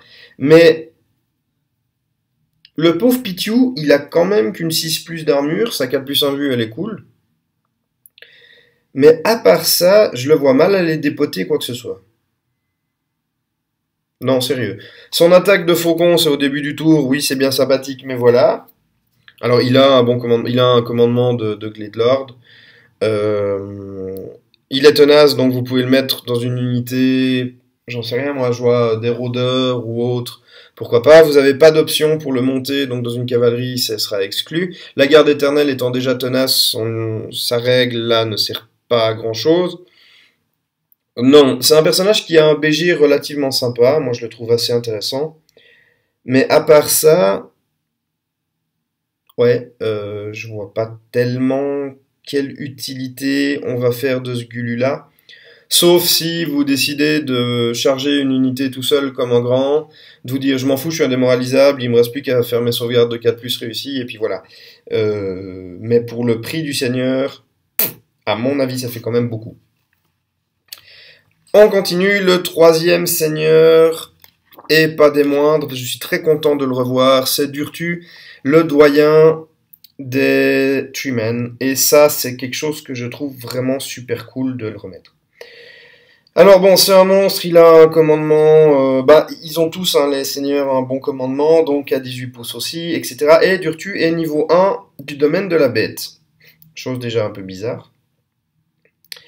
Il a des très bonnes stats, ça on peut pas lui reprocher. Comme c'est toujours un homme arbre, le gros problème qu'il a, c'est qu'il est inflammable, mais il gagne la règle N, et ça c'est très très bon, parce que comme ça ses attaques, il va pouvoir les passer, au moins. Il est également frénétique, ce qui lui fait quand même un pool d'attaque passablement élevé. Il possède abattage comme les autres marbres, mais par contre il ne possède pas les racines étrangleuses, il possède une autre attaque qui a la même portée, mais cette fois-ci c'est 2d6 tirs multiples avec force 2, coup fatal. Autant dire que lui, il va falloir s'en méfier, mais vraiment beaucoup. Tout ce qui est de l'infanterie ou de la cavalerie, le coup fatal, ben voilà, ça passe. Il a une très bonne CT, donc normalement, ces 2d6 tirs multiples devraient passer au pire à 2, excepté s'il y a un couvert de la part de l'adversaire, mais voilà. Au corps à corps, il se défend, il a 10 de commandement tenace.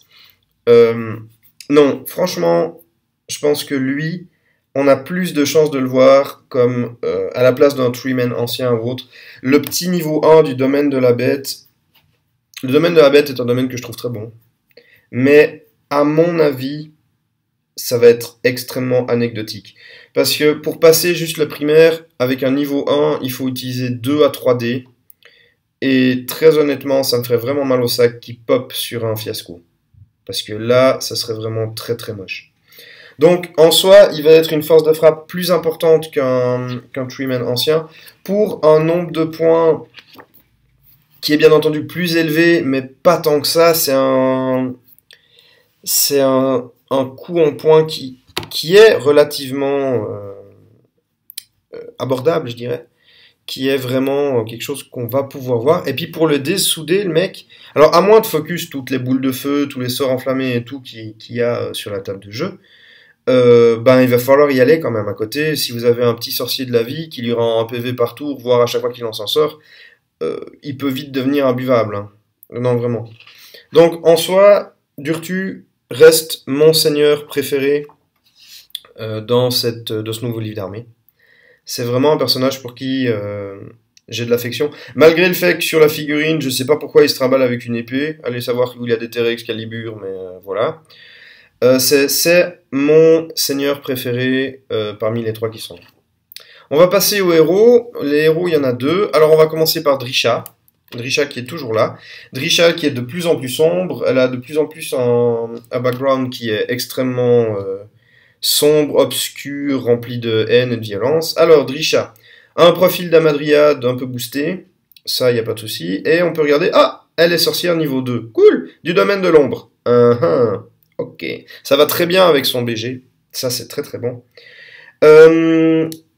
Sorcière niveau 2 du domaine de l'ombre, là, à ce moment-là, je pense qu'on va un peu moins utiliser l'attribut de domaine. Enfin, c'est pas comme le Shadow Dancer qui, lui, va jouer là-dessus. Drisha, à mon avis, va balancer toutes les malédictions et les machins pour ensuite royer au corps à corps dedans. Ça va être quelque chose de très très moche. Dans une unité de dryade, ça va vraiment faire le taf, je pense. Elle est très très bonne. C'est... Bah, il y en a que deux en même temps des héros nommés, mais c'est mon personnage nommé en héros que j'aime le plus. Je parlerai des deux sœurs après. Mais c'est vraiment quelque chose de bien. À chaque fois qu'elle perd... Alors, même si c'est un héros, Drisha a quand même 3 PV. Ce qui est pas négligeable non plus. Et surtout, elle a la règle spéciale qui dit... Chaque fois qu'elle perd un PV, elle gagne 2 attaques. Donc dès que la très chère Drisha a plus qu'un PV, elle a 8 attaques. Ce qui en fait quand même une bête de corps à corps relativement importante. Dans un défi, ça va tabasser sévère. Elle a une très bonne initiative également. Donc elle va sans doute taper avant beaucoup de monde et ça risque de faire très mal. Le gros problème qu'elle a, c'est qu'elle a qu'une force de 4. Ma foi, voilà. Donc sur de la cavalerie lourde, ça va pas être terrible, mais sur de l'infanterie ou même sur quelqu'un qui a pas beaucoup de sauvegarde, ça peut vraiment être très balèze.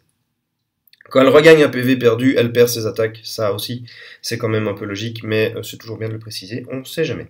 Elle possède également sa règle de réveil furibond qui permet de choisir un des 3 unités entièrement composées d'esprits de la forêt et qui ne sont pas déployées au début de la partie, mais qui dorment quelque part sur le champ de bataille. Donc vous pouvez les faire rentrer comme en embuscade, mais dans une forêt. Alors on se dit que ça peut être pas mal pour prendre l'adversaire à revers. Le problème c'est qu'il faut que vous placiez l'unité dans la forêt entièrement, donc il ne peut pas y avoir une figurine qui n'est pas dedans, et à plus de 1 pouce de toute autre unité ou de terrain infranchissable. Ça veut dire que si votre adversaire il sait que vous avez Drisha, il fait vite un petit calcul de points, il se dit ah il y a 2 unités qui sont pas sur la table, je peux aller planquer une de mes unités dans la forêt. En soi c'est une stratégie comme une autre, mais si les unités ne rentrent pas, eh ben vous les perdez quand même, donc ça peut s'avérer problématique parfois. Concernant Drisha, bah c'est un peu tout pour ses règles. Moi je l'aime bien, je trouve qu'elle va apporter quelque chose de plus dans l'armée. Dans une unité de dryade, elle peut vraiment donner des bonus et tout. Son niveau 2 de l'ombre est intéressant. Tous les personnages nommés ont et qui ont des domaines de magie, ont des domaines de magie différents de leur E, mais non nommés. Et je trouve que c'est très très bien, ça leur donne vraiment un cachet supplémentaire. J'aime beaucoup, je l'ai déjà dit, cette figurine-là. Donc je pense que si j'ai moyen, je vais la sortir. En plus, pour un coût relativement modique, elle est tout à fait sortable à des petits formats et donne vraiment quelque chose de plus. On va passer au dernier personnage nommé, donc c'est Nestra et Arahan, les sœurs du crépuscule. Alors, les 2 demoiselles, déjà de base, peuvent être montées soit sur un aigle, soit sur un dragon des forêts, pour un coût évidemment exorbitant. Au niveau de leurs règles, elles ont les règles des elfes, mais elles ont 2 règles spéciales, c'est-à-dire que les 2 sœurs ont un bonus de +1 pour blesser, soit contre les forces de la destruction, soit contre les forces de l'ordre, en fonction de qui blesse. Ce que je trouve intéressant, parce que ça veut dire qu'on leur donne vraiment une orientation bien précise.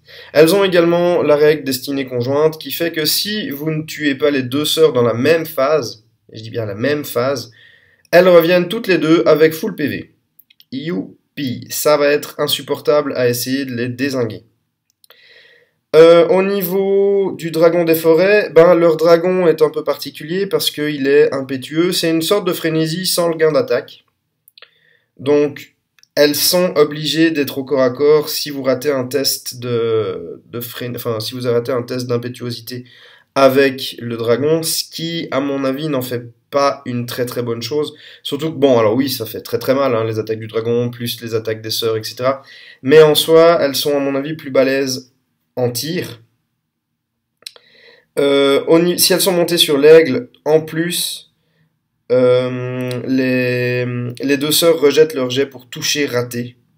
Elles ont une bonne CT, donc elles vont pas rater souvent, mais une attaque de temps en temps qui est ratée, on peut la rejeter, ce qui est loin d'être mauvais non plus. Et pourquoi je dis tout ça au niveau du tir, ce qui est important, c'est qu'il faut comprendre qu'elles ont 2 arcs magiques. Un arc qui fait attaque enflammée, blessure multiple, 1d6 et perforant, de force 5. Faut pas déconner avec celui-là. De plus, si l'attaque passe, si elle fait perdre 1 PV, la monture de la sœur qui utilise cet arc-là regagne 1 PV perdu précédemment. Autant dire que ça va être un petit peu increvable. On va dire au niveau de la monture, ça va être vraiment très pénible. Et le deuxième arc, c'est en fait une espèce de grêle de mort permanente. Donc c'est tir multiple de D6, attaque empoisonnée, perforant. Par contre, le petit souci, c'est que ça a une toute petite force. Ça a une force de 1. Mais avec les attaques empoisonnées, on fera avec. Donc ça va tirer, techniquement, quelque chose comme 8 tirs par tour. Un peu de choses près. Évidemment, vous êtes obligé de cibler la même unité avec les 2 sœurs, ce qui peut être un peu pénible. Mais ça peut vraiment faire du dégât. Évidemment, une fois de plus, c'est du tir, ça va pas faire tout le taf à eux tout seuls, mais en soutien, ou bien avec l'aigle et tout, ils se déplacent de 20 pouces avec le dragon, c'est le même topo si vous ratez pas un jet d'impétuosité. Vous pouvez vraiment aller vous mettre dans les endroits où ça va enquiquiner le plus votre adversaire, et tirer avec ces 2 sœurs qui, elles vont être honnêtement, à moins de se taper un boulet de canon directement et de force 10 et de faire péter les deux en même temps, euh, la répartition des tirs entre la monture plus les deux sœurs, plus la répartition, comment, plus l'endurance, plus les saves, les machins, enfin, très honnêtement, ça me paraît très difficile, si bien joué, de réussir à se débarrasser de ces deux demoiselles. Elles coûtent quand même relativement cher, l'aigle étant gratuit, le dragon coûtant le prix d'un dragon. Euh, mais elles sont tout à fait sortables à petit format. Et donc, du coup, je pense qu'on va les voir quand même de temps en temps sur les tables de jeu. Voilà ce qui est pour les personnages nommés. Je vais passer en vitesse sur les objets magiques et ensuite je ferai un gros débriefing de tout ce que j'ai dit. Parce que ça fait déjà un bon moment que je parle et la revue est très très longue. Niveau objet magique. Alors, au niveau des armes magiques, on a l'épée des esprits. Donc, une arme pour beaucoup beaucoup de points. Aucune sauvegarde d'armure. Dès que vous enlevez un PV sur un personnage, un champion ou un monstre, vous devez vous devez jeter 2d6, ajouter votre valeur de commandement. Si vous avez la plus haute, votre adversaire perd un PV par point de différence sans sauvegarde d'armure. Alors le gros problème que je vois avec cette arme, c'est que déjà il va falloir blesser. Parce que c'est pas évident, avec leur force relativement faible. Là l'avantage c'est que vous enlevez quand même les sauvegardes d'armure. Mais pour le coup en point, je trouve que c'est une arme qui... On risque de l'avoir une fois à gros format de temps en temps. Parce que c'est pas une mauvaise arme en soi, plus le commandement de 10 de la plupart des elfes. Voilà, ça peut bien passer. Mais... À mon avis, il y aura d'autres choses à mettre avant cette épée-là. On a la faucheuse de Date. Alors, la faucheuse, tous les jets pour toucher et blesser ratés avec la faucheuse doivent être lancés, c'est du bon, ça. Ainsi que toutes les sauvegardes d'armure réussies contre les blessures infligées par cette arme. Ça, pour une arme qui vaut ce nombre de points, vous pouvez la mettre sur un héros. Eh ben, je trouve que c'est une arme qu'on va, à mon avis, c'est une arme qu'on va voir un peu plus souvent que l'épée des esprits. Même si ben, ça vous sucre sur un héros votre total de points. L'arc de Lorraine, le tellement attendu arc de Lorraine. Alors l'arc de Lorraine, qu'est-ce que c'est? Pour 20 points, on a le droit à des tirs multiples égale attaque plus 1. Mais le porteur ne peut pas tirer de flèche enchantée. Oui, que dire dessus? Vous avez le droit à, je sais pas, sur un seigneur, ça fait 5 attaques de force 3, perforant. Pour 20 points, c'est toujours utile, mais est-ce que les flèches enflammées ne sont pas meilleures, même si vous n'avez qu'un tir?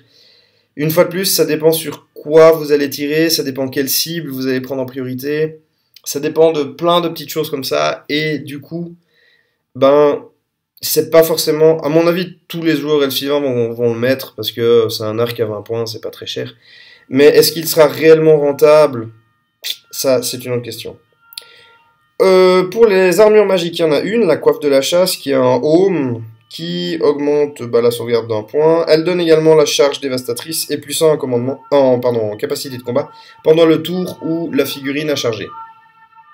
Au niveau des objets enchantés, et là on passe sur un objet qui a fait vraiment beaucoup couler d'encre et de blabla, c'est les glands des âges. Donc pour 100 points, vous avez un objet qui vous permet, au début de la partie, après avoir installé le champ de bataille, mais avant les déploiements, de placer un des 3 bois citadelles sur le champ de bataille. Donc vous placez vos forêts, et ensuite elles dévient d'un certain nombre de pouces. Que dire là-dessus? Ça coûte une blinde, ça vous pompe tout le slot d'objets magiques d'un de vos seigneurs. Est-ce que c'est une bonne ou une mauvaise chose? Vous avez le droit de choisir une forêt d'un type spécial, donc empoisonnée ou hantée, etc. Et ensuite ça se balade sur le terrain. Alors, personnellement, je sais pas trop, je dois bien admettre que une fois qu'on a placé les décors, si on suit le livre de règles, c'est 1 des 6 plus 4 décors. Si on rajoute la forêt gratuite pour les elfivins plus un des 3 forêts, vous pouvez avoir une table qui est tellement surchargée de décors que, évidemment, ça va avantager les elfes. Je veux dire, cet objet est là pour ça, il coûte cher. Mais vous allez avoir un terrain qui va être tellement compliqué à aborder pour tout le monde, si c'est pas de l'infanterie ou autre, que ça va vite devenir imbuvable. En plus, si vous choisissez d'avoir des forêts qui font des dégâts, comme du venimeux, ou celle qui... c'est la forêt de sang, je crois. qui dès qu'il y a un sort qui est lancé, l'unité qui est dedans subit des touches et après la forêt bouge. Ça va être un joyeux bordel. Ça peut être sympa dans une grosse partie si vous avez une table qui est relativement grande ou si vous avez peu de décors sur la table, vous mettez d'accord avec votre adversaire. Voilà, on met peu de décors, t'as l'objet, on peut faire les machins. Parce que si les forêts arrivent sur un autre décor, il faut déplacer tous les décors. Donc vous avez une espèce de domino de décors en début de partie. C'est pas un objet à mon avis ultime, c'est un objet très pratique, mais c'est pas un objet à mon avis ultime. C'est un objet qui est plus fun que réellement pratique. Et en tournoi, ben, à mon avis, il va être nerfé. Je sais pas encore comment les organisateurs de tournois vont. Soit ils interdisent carrément l'objet, soit ils font qu'il y a une forêt qui pop, ou bien une ou deux. Enfin, je sais pas comment ils vont faire ça. Mais en tout cas, cet objet-là est un objet qu'il faudra voir à l'usage, mais à mon avis, il va être joué une ou deux fois, et puis après, plus grand-chose. On continue. Pierre de lune des sentiers cachés. Alors ça, c'est un objet que je trouve vraiment très bon. Ça vous permet de passer de forêt en forêt. Lors de votre phase de mouvement, si vous n'êtes pas au corps à corps, vous pouvez passer entre les forêts. On retire l'unité et on la met dans une autre forêt, à condition que l'unité qui arrive dans la forêt soit entièrement dans la forêt et qu'il n'y ait pas d'unité ennemie ou de terrain infranchissable à moins d'1 pouce. Vous comptez comme ayant effectué une marche forcée, mais pour ce qui est d'un bon nombre d'éclaireurs, de tirailleurs et autres, on s'en fiche, ils peuvent quand même tirer, ou de cavalerie légère même. Ça peut vraiment amener votre unité là où vous avez besoin, au moment où vous avez besoin. À condition évidemment d'avoir 2 forêts sur la table au moins. Si vous en avez qu'une, ça sert à rien. La grêle de mort, ben c'est classique, ça je vais pas revenir dessus. C'est un objet qu'on va voir sur toutes les listes Elf Sylvain. Force 4, perforant, tir multiple 3d6. Euh, non, ça va être un objet, c'est le must-have. Celui-là, il va être dans toutes les listes, vous pouvez en être sûr. La Tirce, qui vous permet, en fait, si c'est sur un magicien, vous avez un sort de moins, mais par contre, vous gagnez le champ sylvain. Le champ sylvain, c'est s'il n'y a aucune unité dans la forêt, vous déplacez immédiatement cette forêt de 1d6 plus 1 pouce. Et vous n'êtes pas obligé de faire la totalité du mouvement, c'est juste A.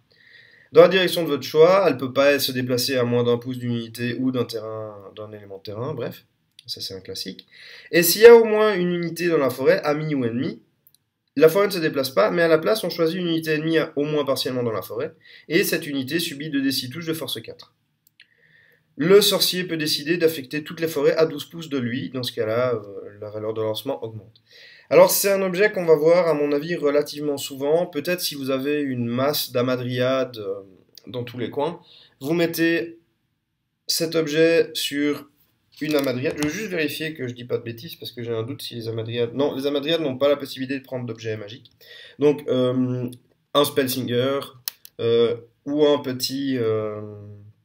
Ouais, un Spellsinger, voire même, pourquoi pas, un Shadow Dancer qui aurait accès au niveau 1 de l'ombre, pourrait avoir ça, ce qui pourrait être assez marrant. Bon, vous perdez votre sort de l'ombre, mais en soi, vous gagnez le fait de bouger les forêts. C'est un objet qu'on va voir, à mon avis, de temps en temps, surtout si vous le jouez en combiné avec le gland des âges, parce que comme il y aura plein de forêts, fatalement, à un moment donné, il y aura forcément des unités ennemies dans les forêts. Je pense que c'est un objet qui est intéressant à jouer. En tout cas, pour donner encore plus de punch. Alors, vous avez la bannière de la reine magicienne, Ariel. C'est une bannière qui vaut 100 points et c'est une bannière qui vaut que dalle. Très honnêtement, le porteur a la règle spéciale résistance à la magie 3. Oui, avec une pierre d'obsidienne, je crois, ou quelque chose dans ce goût-là. Pour 2 fois moins, vous avez la même règle. Et par contre, une fois par partie, s'il vous plaît, toutes les figurines de l'unité où se trouve le porteur sont indémoralisables jusqu'à la fin du tour ou jusqu'à ce que le porteur de la bannière soit tué. Oui. Alors on parle d'elfe là, un porteur de la grande bannière, 3 d'endurance, 2 PV. Je pense pas que l'ennemi en face, il va laisser vraiment un perso qui donne bref, indémoralisable à l'unité. À mon avis, cette bannière va pas être jouée du tout. Il y a d'autres choses à faire. Et la bannière du roi chasseur, toutes les figurines de l'unité ont la règle de déploiement avant-garde. En outre, l'unité peut relancer sa première charge ratée de la partie. C'est de nouveau une bannière qui peut être mise que sur un porteur de la grande bannière. Une fois de plus, je pense pas que cette bannière va être jouée, parce que avant-garde, avec toutes les cavaleries légères qu'il y aura dans le jeu, ben voilà, ça sert pas à grand chose. Et puis l'unité peut relancer sa première charge ratée de la partie. C'est clair que sur un manque de pot, vous tombez sur, enfin vous voulez faire une charge vraiment capitale, vous la ratez, mais c'est la première charge ratée de l'unité. Je sais pas tellement sur quoi vous allez mettre ça. Peut-être des cournousses pour fiabiliser le truc, mais en tant que cavalerie légère, vous avez vraiment moyen de fiabiliser de fiabiliser vos charges. En plus, avec 9 de mouvement, c'est une fois de plus une bannière qui, à mon avis, est inutile. Donc voilà pour ce qui est des objets magiques que l'on trouve dans le livre d'armée Elf Sylvain. Je vais faire un petit débrief rapide. Alors, ça fait quoi? Ça fait 1 heure et demie que vous m'écoutez blablater sur un truc que vous pouvez lire vous-même et comprendre par vous-même. Donc, jusqu'à présent, j'ai pas fait grand-chose de très intéressant. Maintenant, comment je vois cette armée d'Elf Sylvain? Cette armée d'Elf Sylvain est, à mon avis, une armée qui a énormément de potentiel. On peut faire beaucoup de choses avec. On peut faire soit des pavés d'infanterie, on peut faire soit de la cavalerie, soit un mix des deux. On peut faire un full archer, qui, à mon avis, n'est pas ce qu'il y a de plus rentable, disons. Parce que pour finir les unités et scorer, il faut quand même quelque chose qui tabasse un petit peu.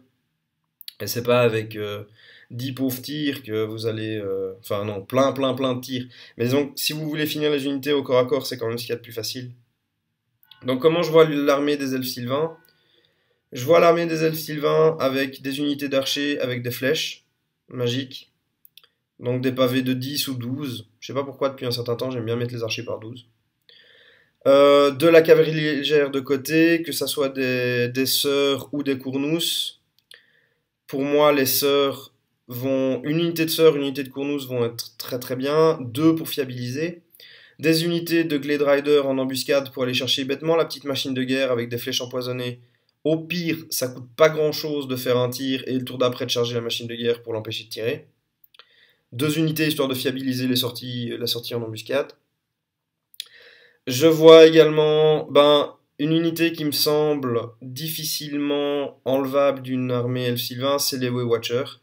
Leur potentiel de destruction sur le metagame est énorme. Il y a beaucoup de listes d'armées que je vois qui sont full cave ou beaucoup blindées. Donc une unité de 5 ou une unité de 10, voire deux unités de 5, deux unités de 10. Ok, ça coûte une blinde. Mais en soi, vu le travail que ça va faire, si vous tombez devant, je sais pas, un joueur KO, un joueur bretonien, un joueur impérial qui joue full cave, ou même un joueur au elfe sur des chevaliers, des quoi, des chevaliers dragons là, ça va faire le taf, quelque chose de propre. Ah non, à chaque fois qu'il y a une perte, vous rentabilisez une figurine de l'unité. Donc voilà. Ça, c'est quelque chose qui va avoir très très souvent. Je pense. Les êtres des forêts, pour moi, sont toujours bons. C'est les seuls qui ont plus de 4 d'endurance. Et du coup, avoir un noyau central relativement solide pour encaisser les charges au centre avec que ce soit des trichines, des dryades ou des hommes arbres sera quelque chose qui va être relativement joué. C'est stratégiquement une armée qui va, à mon avis, utiliser soit la savonnette, donc se balancer partout, balancer des tirs et être inchopable, soit avoir un marteau et une enclume avec quelques tirs, un bon gros pavé central de trichine ainsi que des hommes arbres en soutien pour encaisser les charges. Et sur le côté, vous avez un pavé de cournousses ou des sisters pour balancer des sorts ou faire une charge dévastatrice de flanc. Les Shadow Dancers vont être utilisés, mais l'utilisation va demander beaucoup plus de doigté. Mais sur un gros pavé, quand vous avez, je sais pas, un pavé de 45 squelettes ou des trucs dans ce genre-là, arriver de flanc, jouer la danse qui enlève les rangs, c'est tout de suite du gain que vous avez. Et suivant comment, avec leur bonne CC et autres, ils vont pas automatiquement tous mourir. Je veux dire, les squelettes, c'est clair que c'est pas. Voilà. Maintenant, si vous avez un pavé de la même taille avec des furies, vous évitez de les mettre dedans. Ou disons que les rangs, vous les enlevez pas, quoi. Vous mettez une sauvegarde invue à 3+. Ça, c'est aussi en fonction de ce que vous avez en face. Mais c'est une unité qui a beaucoup de polyvalence. Et qui dit polyvalence dit beaucoup de coups en points. Au niveau des personnages, je pense que les magiciens vont beaucoup sortir. Le personnage Waywatcher va sortir également pour aller sniper ce qu'il faut quand il faut. Ça va être quelque chose de sortable. Le Shadow Dancer, vu son coup en point avec la magie, à mon avis, ne va pas être très très utilisé. Enfin, s'entend bien que les parties classiques, pour moi, c'est entre 1500 et 2005. Hein. Je veux dire, si je vous dis une grosse partie, pour moi, c'est 2005-3000. Une petite partie, c'est 1500. J'ai pas forcément le même format que tout le monde. Euh, les magiciens vont être sortis parce que tout simplement, il va falloir redonner ce qui manque aux unités. C'est-à-dire de l'endurance, de la sauvegarde d'armure ou des saves quelconques, que ce soit de la régénération, de la poicailleuse, tout ce que vous voulez. Il va falloir le faire. J'ai pas parlé des deux domaines des deux attributs de domaine de magie noire et de haute magie. La haute magie vous permet, dès que vous lancez un sort, de mettre un token à côté de votre unité qui a lancé le sort, enfin, votre sorcière. Et s'il y a une sauvegarde d'armure qui est ratée, vous enlevez le token et la sauvegarde d'armure est considérée comme réussie. Ça, je trouve que c'est un très bon attribut de domaine.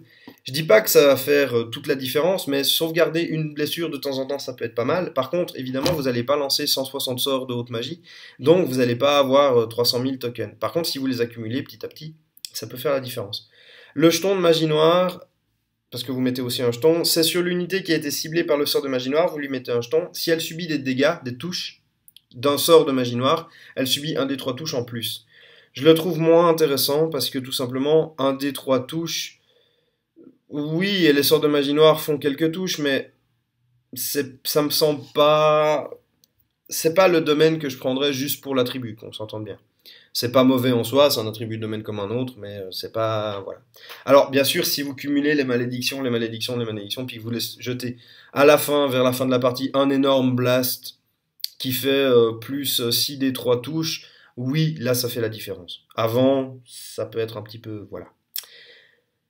Donc, c'est comme ça que je vois l'armée de Sylvain, soit un marteau enclume, soit une savonnette. Aucune, et je le répète, hein, j'insiste dessus, aucune unité ne fait le taf toute seule. Ça ne sert à rien de se dire ah ils sont pas comme des guerriers du carreau, ils font pas le taf, ils moissonnent pas la table tout seul. Non, ça ne marchera pas. Vous n'avez pas là un livre d'armée qui vous permet de jouer ça. Une unité qui se prend un corps à corps alors qu'elle est seule a de très fortes chances de ne pas survivre. Avec leur petite endurance et leur petite sauvegarde, le mec en face va se faire extrêmement plaisir. Je pense, le classique, c'est une unité de guerrier du chaos de corne avec 2 armes de base. Ça fait 4 attaques. Sur les 4 attaques, je veux dire, chaque mec va tuer 2 de vos elfes, facilement. Je veux dire, il n'y a pas à tergiverser là-dessus. Chaque type en face va tuer 2 elfes. Donc, vous avez fort peu de chances de survivre à une bataille comme ça. Autre gros problème du codex du LA, c'est le coût en points. Chaque unité vaut son pesant de cacahuètes et du coup bah, vous pouvez pas tout mettre. Donc il va vraiment falloir choisir vos listes en fonction de comment vous la jouez. Il faut avoir une idée très claire de comment vous allez jouer vos listes. Vous n'arriverez pas avec ce LA à faire un truc du style ouais je prends cette unité là, elle tire, elle fait du cac, elle fait tout. Non c'est bon je prends. Je sais pas à quoi elle va me servir mais elle va servir de toute façon. Non là vous n'avez pas la possibilité de faire ça. Il va falloir sélectionner vos unités en fonction de comment vous allez jouer, vos domaines de magie, même topo. Si vous avez plus d'armées, enfin plus d'unités de corps à corps, les renforcer en endurance et en sauvegarde, avoir des malédictions pour baisser la force de l'adversaire, ce genre de petites choses. Si vous avez une liste savonnette, préférez les domaines de magie qui vous offrent du mouvement. Je pense à la haute magie qui vous offre le sort qui vous permet de faire un mouvement de 20 pouces en éthéré, ou de 10 pouces en éthéré. Vous avez des sorts qui empêchent les mouvements en face. Je pense à la malédiction d'Anraïr, qui est un excellent sort pour empêcher l'unité de bouger. Enfin, ça fait réfléchir à 2 fois quand vous avez une malédiction. Sur un ou deux, vous perdez 1 PV sans sauvegarde d'armure. Là, suivant ce que c'est comme unité en face, ben, le gars va réfléchir à 1 ou 2 fois avant de faire ça. Donc c'est vraiment à vous de sélectionner votre type de jeu. Personnellement, je pense que je vais plus opter pour la savonnette parce que c'est un style de jeu qui me va bien, avec quand même une enclume, même pas forcément pour avoir un marteau, mais pour tenir le choc en cas de charge. À 2000 points sur une table de 1m80 sur 1m20, vous allez difficilement pouvoir esquiver absolument toutes les charges. À moins que vous jouiez que de la cavalerie légère, ou dans ce cas-là, vous passez derrière les adversaires, vous tournez autour. Mais même au bout d'un moment, vous risquez quand même de vous prendre une charge. L'avantage de la cavalerie légère, c'est que si elle fuit une charge, elle peut se rallier et bouger au tour d'après. Mais il va vraiment falloir jouer extrêmement subtil. C'est pas une armée clé en main, ça faut arrêter. Et ben voilà, là c'est là où je vous avais prévenu, si vous m'avez écouté pendant 1h40, je vais passer dessus, voilà. Les gens qui jouaient avant que des dryades, plus des lémurs, plus des hommes arbres, en bâche frontale pure, cessez de jouer comme ça ne marchera sans doute plus. En tout cas, ça marchera moins bien qu'avant. Parce que les dryades ont subi un petit nerf de force, les lémurs pareil, le marbre également. Donc vous allez taper moins fort, donc vous allez faire moins de pertes et vous allez finir par vous faire dézinguer. Ça, c'est à mon avis couru d'avance. Bien entendu, si votre adversaire vous jouez Elfe Sylvain, il va quand même préparer un petit anneau rubis de ruine, pardon, une petite boule de feu, un petit domaine du métal. Des petites attaques enflammées, la bannière qui donne des attaques enflammées va être jouée. Elle l'est toujours, elle l'a toujours été, mais elle va continuer, et vous, ça va être votre plaie, parce que si vos lémurs se retrouvent face à des mecs qui ont des attaques enflammées, voilà, vous pouvez laisser tomber le lémur. Je reprends le classique, une unité de guerrier du chaos, même si c'est pas de corne et s'il a pas deux armes de base, chaque fois qu'il vous fait un PV, que ce soit vous en perdez deux, vos lémurs ils vont fondre. Ça va être vite vu, c'est pas très difficile à comprendre ça. Même votre marbre risque de prendre sévère à ce niveau-là. Donc voilà, je pense que... Et puis surtout, arrêtez de gnocher. Comme je l'ai dit, il y a un nouveau livre d'armée, il y a une nouvelle façon de jouer. Avant, la savonnette était pas très jouable, enfin, pas super jouable, ça scorait pas forcément super bien. Maintenant, je pense que ça peut vraiment scorer à condition d'avoir justement quelques unités de corps à corps qui, au tour 4-5, décident d'aller finir les unités qui ont été amoindries par les tirs. Et ça, c'est vraiment important. Tour 1, 2, 3, on fait de la magie, on fait des tirs. Tour 4, 5, 6, on fait du corps à corps. Et on fait du corps à corps en unité combinée. On laisse jamais une unité toute seule. Je pense que si un corps à corps, vous ne le finissez pas au tour où vous l'avez commencé, ça risque d'être un corps à corps perdu parce qu'au tour d'à côté, il risque d'y avoir des charges pour aider l'unité avec laquelle vous êtes en contact. Donc ça, c'est vraiment extrêmement important. Ou alors vous jouez sur les redirecteurs, mais les redirecteurs, il y a quoi? Il y a le grand aigle. Les Glade Riders en redirecteur sont pas très bons parce qu'ils arrivent en embuscade, ils arrivent déjà derrière la ligne. Donc si vous devez en plus courir devant la ligne adverse pour vous mettre devant pour après fuir une charge, ça me semble un peu aberrant. Et puis une unité d'archer, comme je l'ai dit, vous mettez 12 archers, ça vaut 200 points. Un redirecteur à 200 points, à mon avis, vous pouvez faire mieux que ça, quoi. Donc voilà pour ce que je pense du livre Wood Elf. C'est un livre qui me plaît, c'est une armée que, une fois que j'aurai fini toutes mes autres armées, je pense que je vais m'atteler à monter une petite force.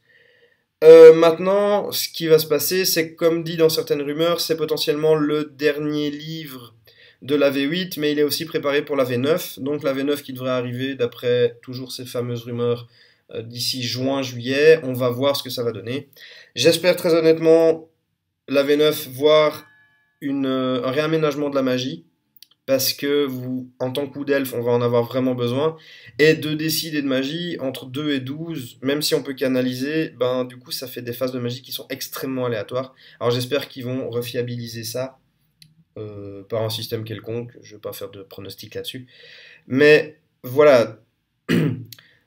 J'espère que vous avez apprécié ce long post, cette longue revue. J'espère que je vous ai pas trop enquiquiné avec en enfonçant des portes ouvertes. Jusqu'à ce que je refasse un rapport de bataille, et bien comme d'habitude, que les dés soient avec vous.